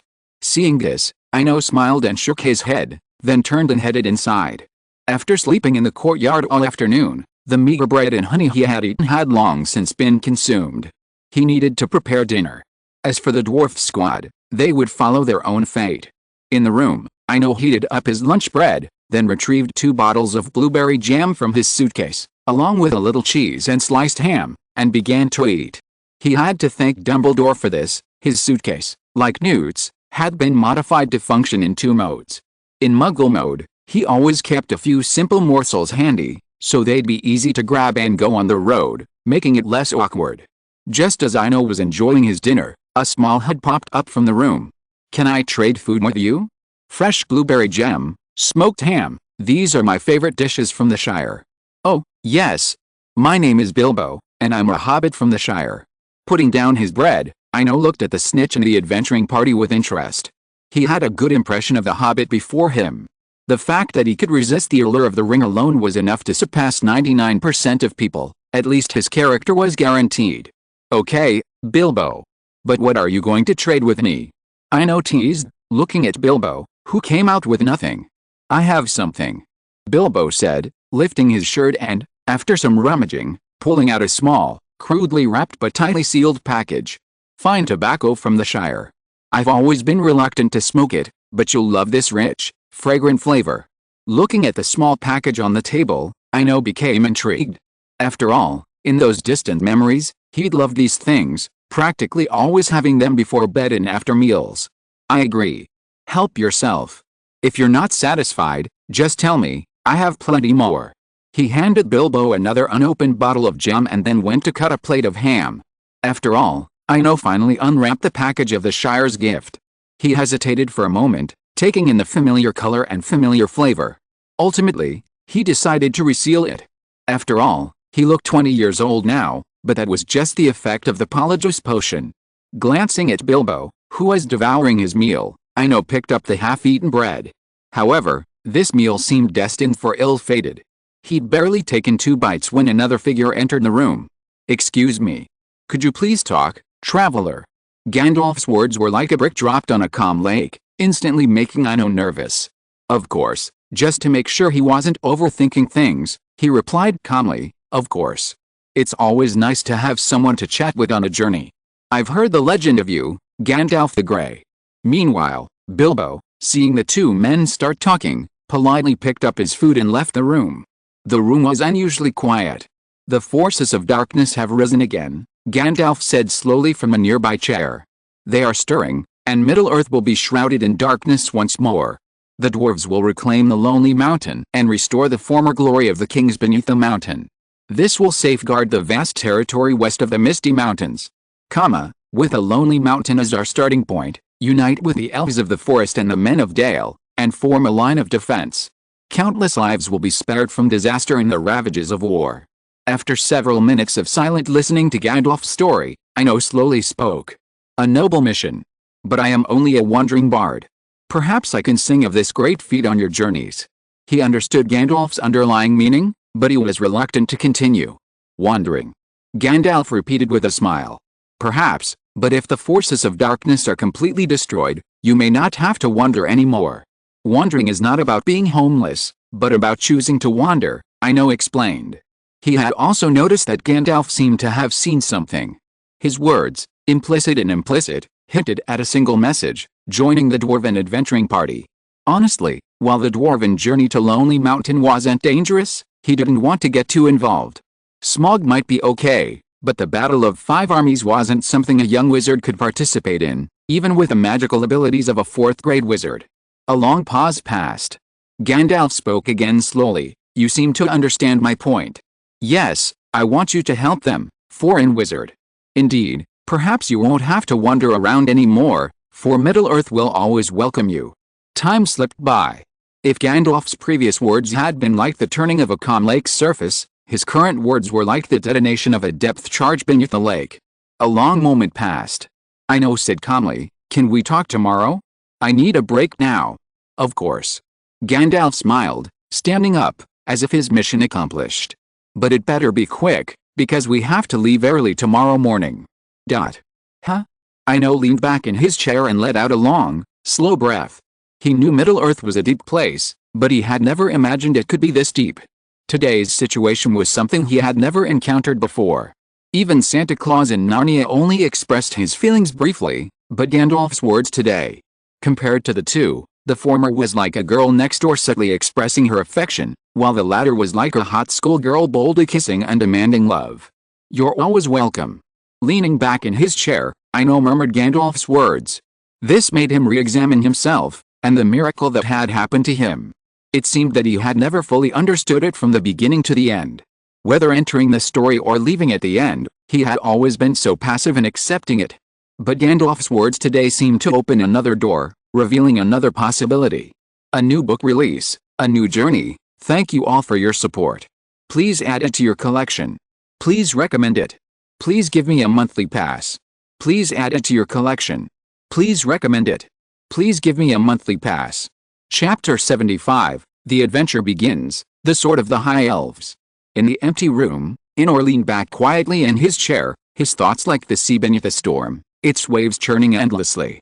He recalled the story of Middle-earth, from the First to the Fourth Age, the Silmarils, the Daedric Prince Goth, Sauron, the Valor, the Matter. He replayed every detail, one by one, going over every event in detail. After a moment, Ino seemed to have come to the conclusion that something must have gone wrong in Ollivander. Otherwise, Goth, the firstborn, wouldn't have dared to act recklessly, let alone Sauron. This was perhaps the fundamental reason why the other Valor and Matter rarely intervened in Middle-earth. This conclusion wasn't a random guess, but rather a reflection of the power of the entire timeline. It was like a vast lake, its source dormant, and a powerful fish within, seizing the opportunity to exploit the small spring of the Silmarils, attempted to start anew. After its failure, another, smaller fish, also using the one ring, a smaller spring, attempted to start anew.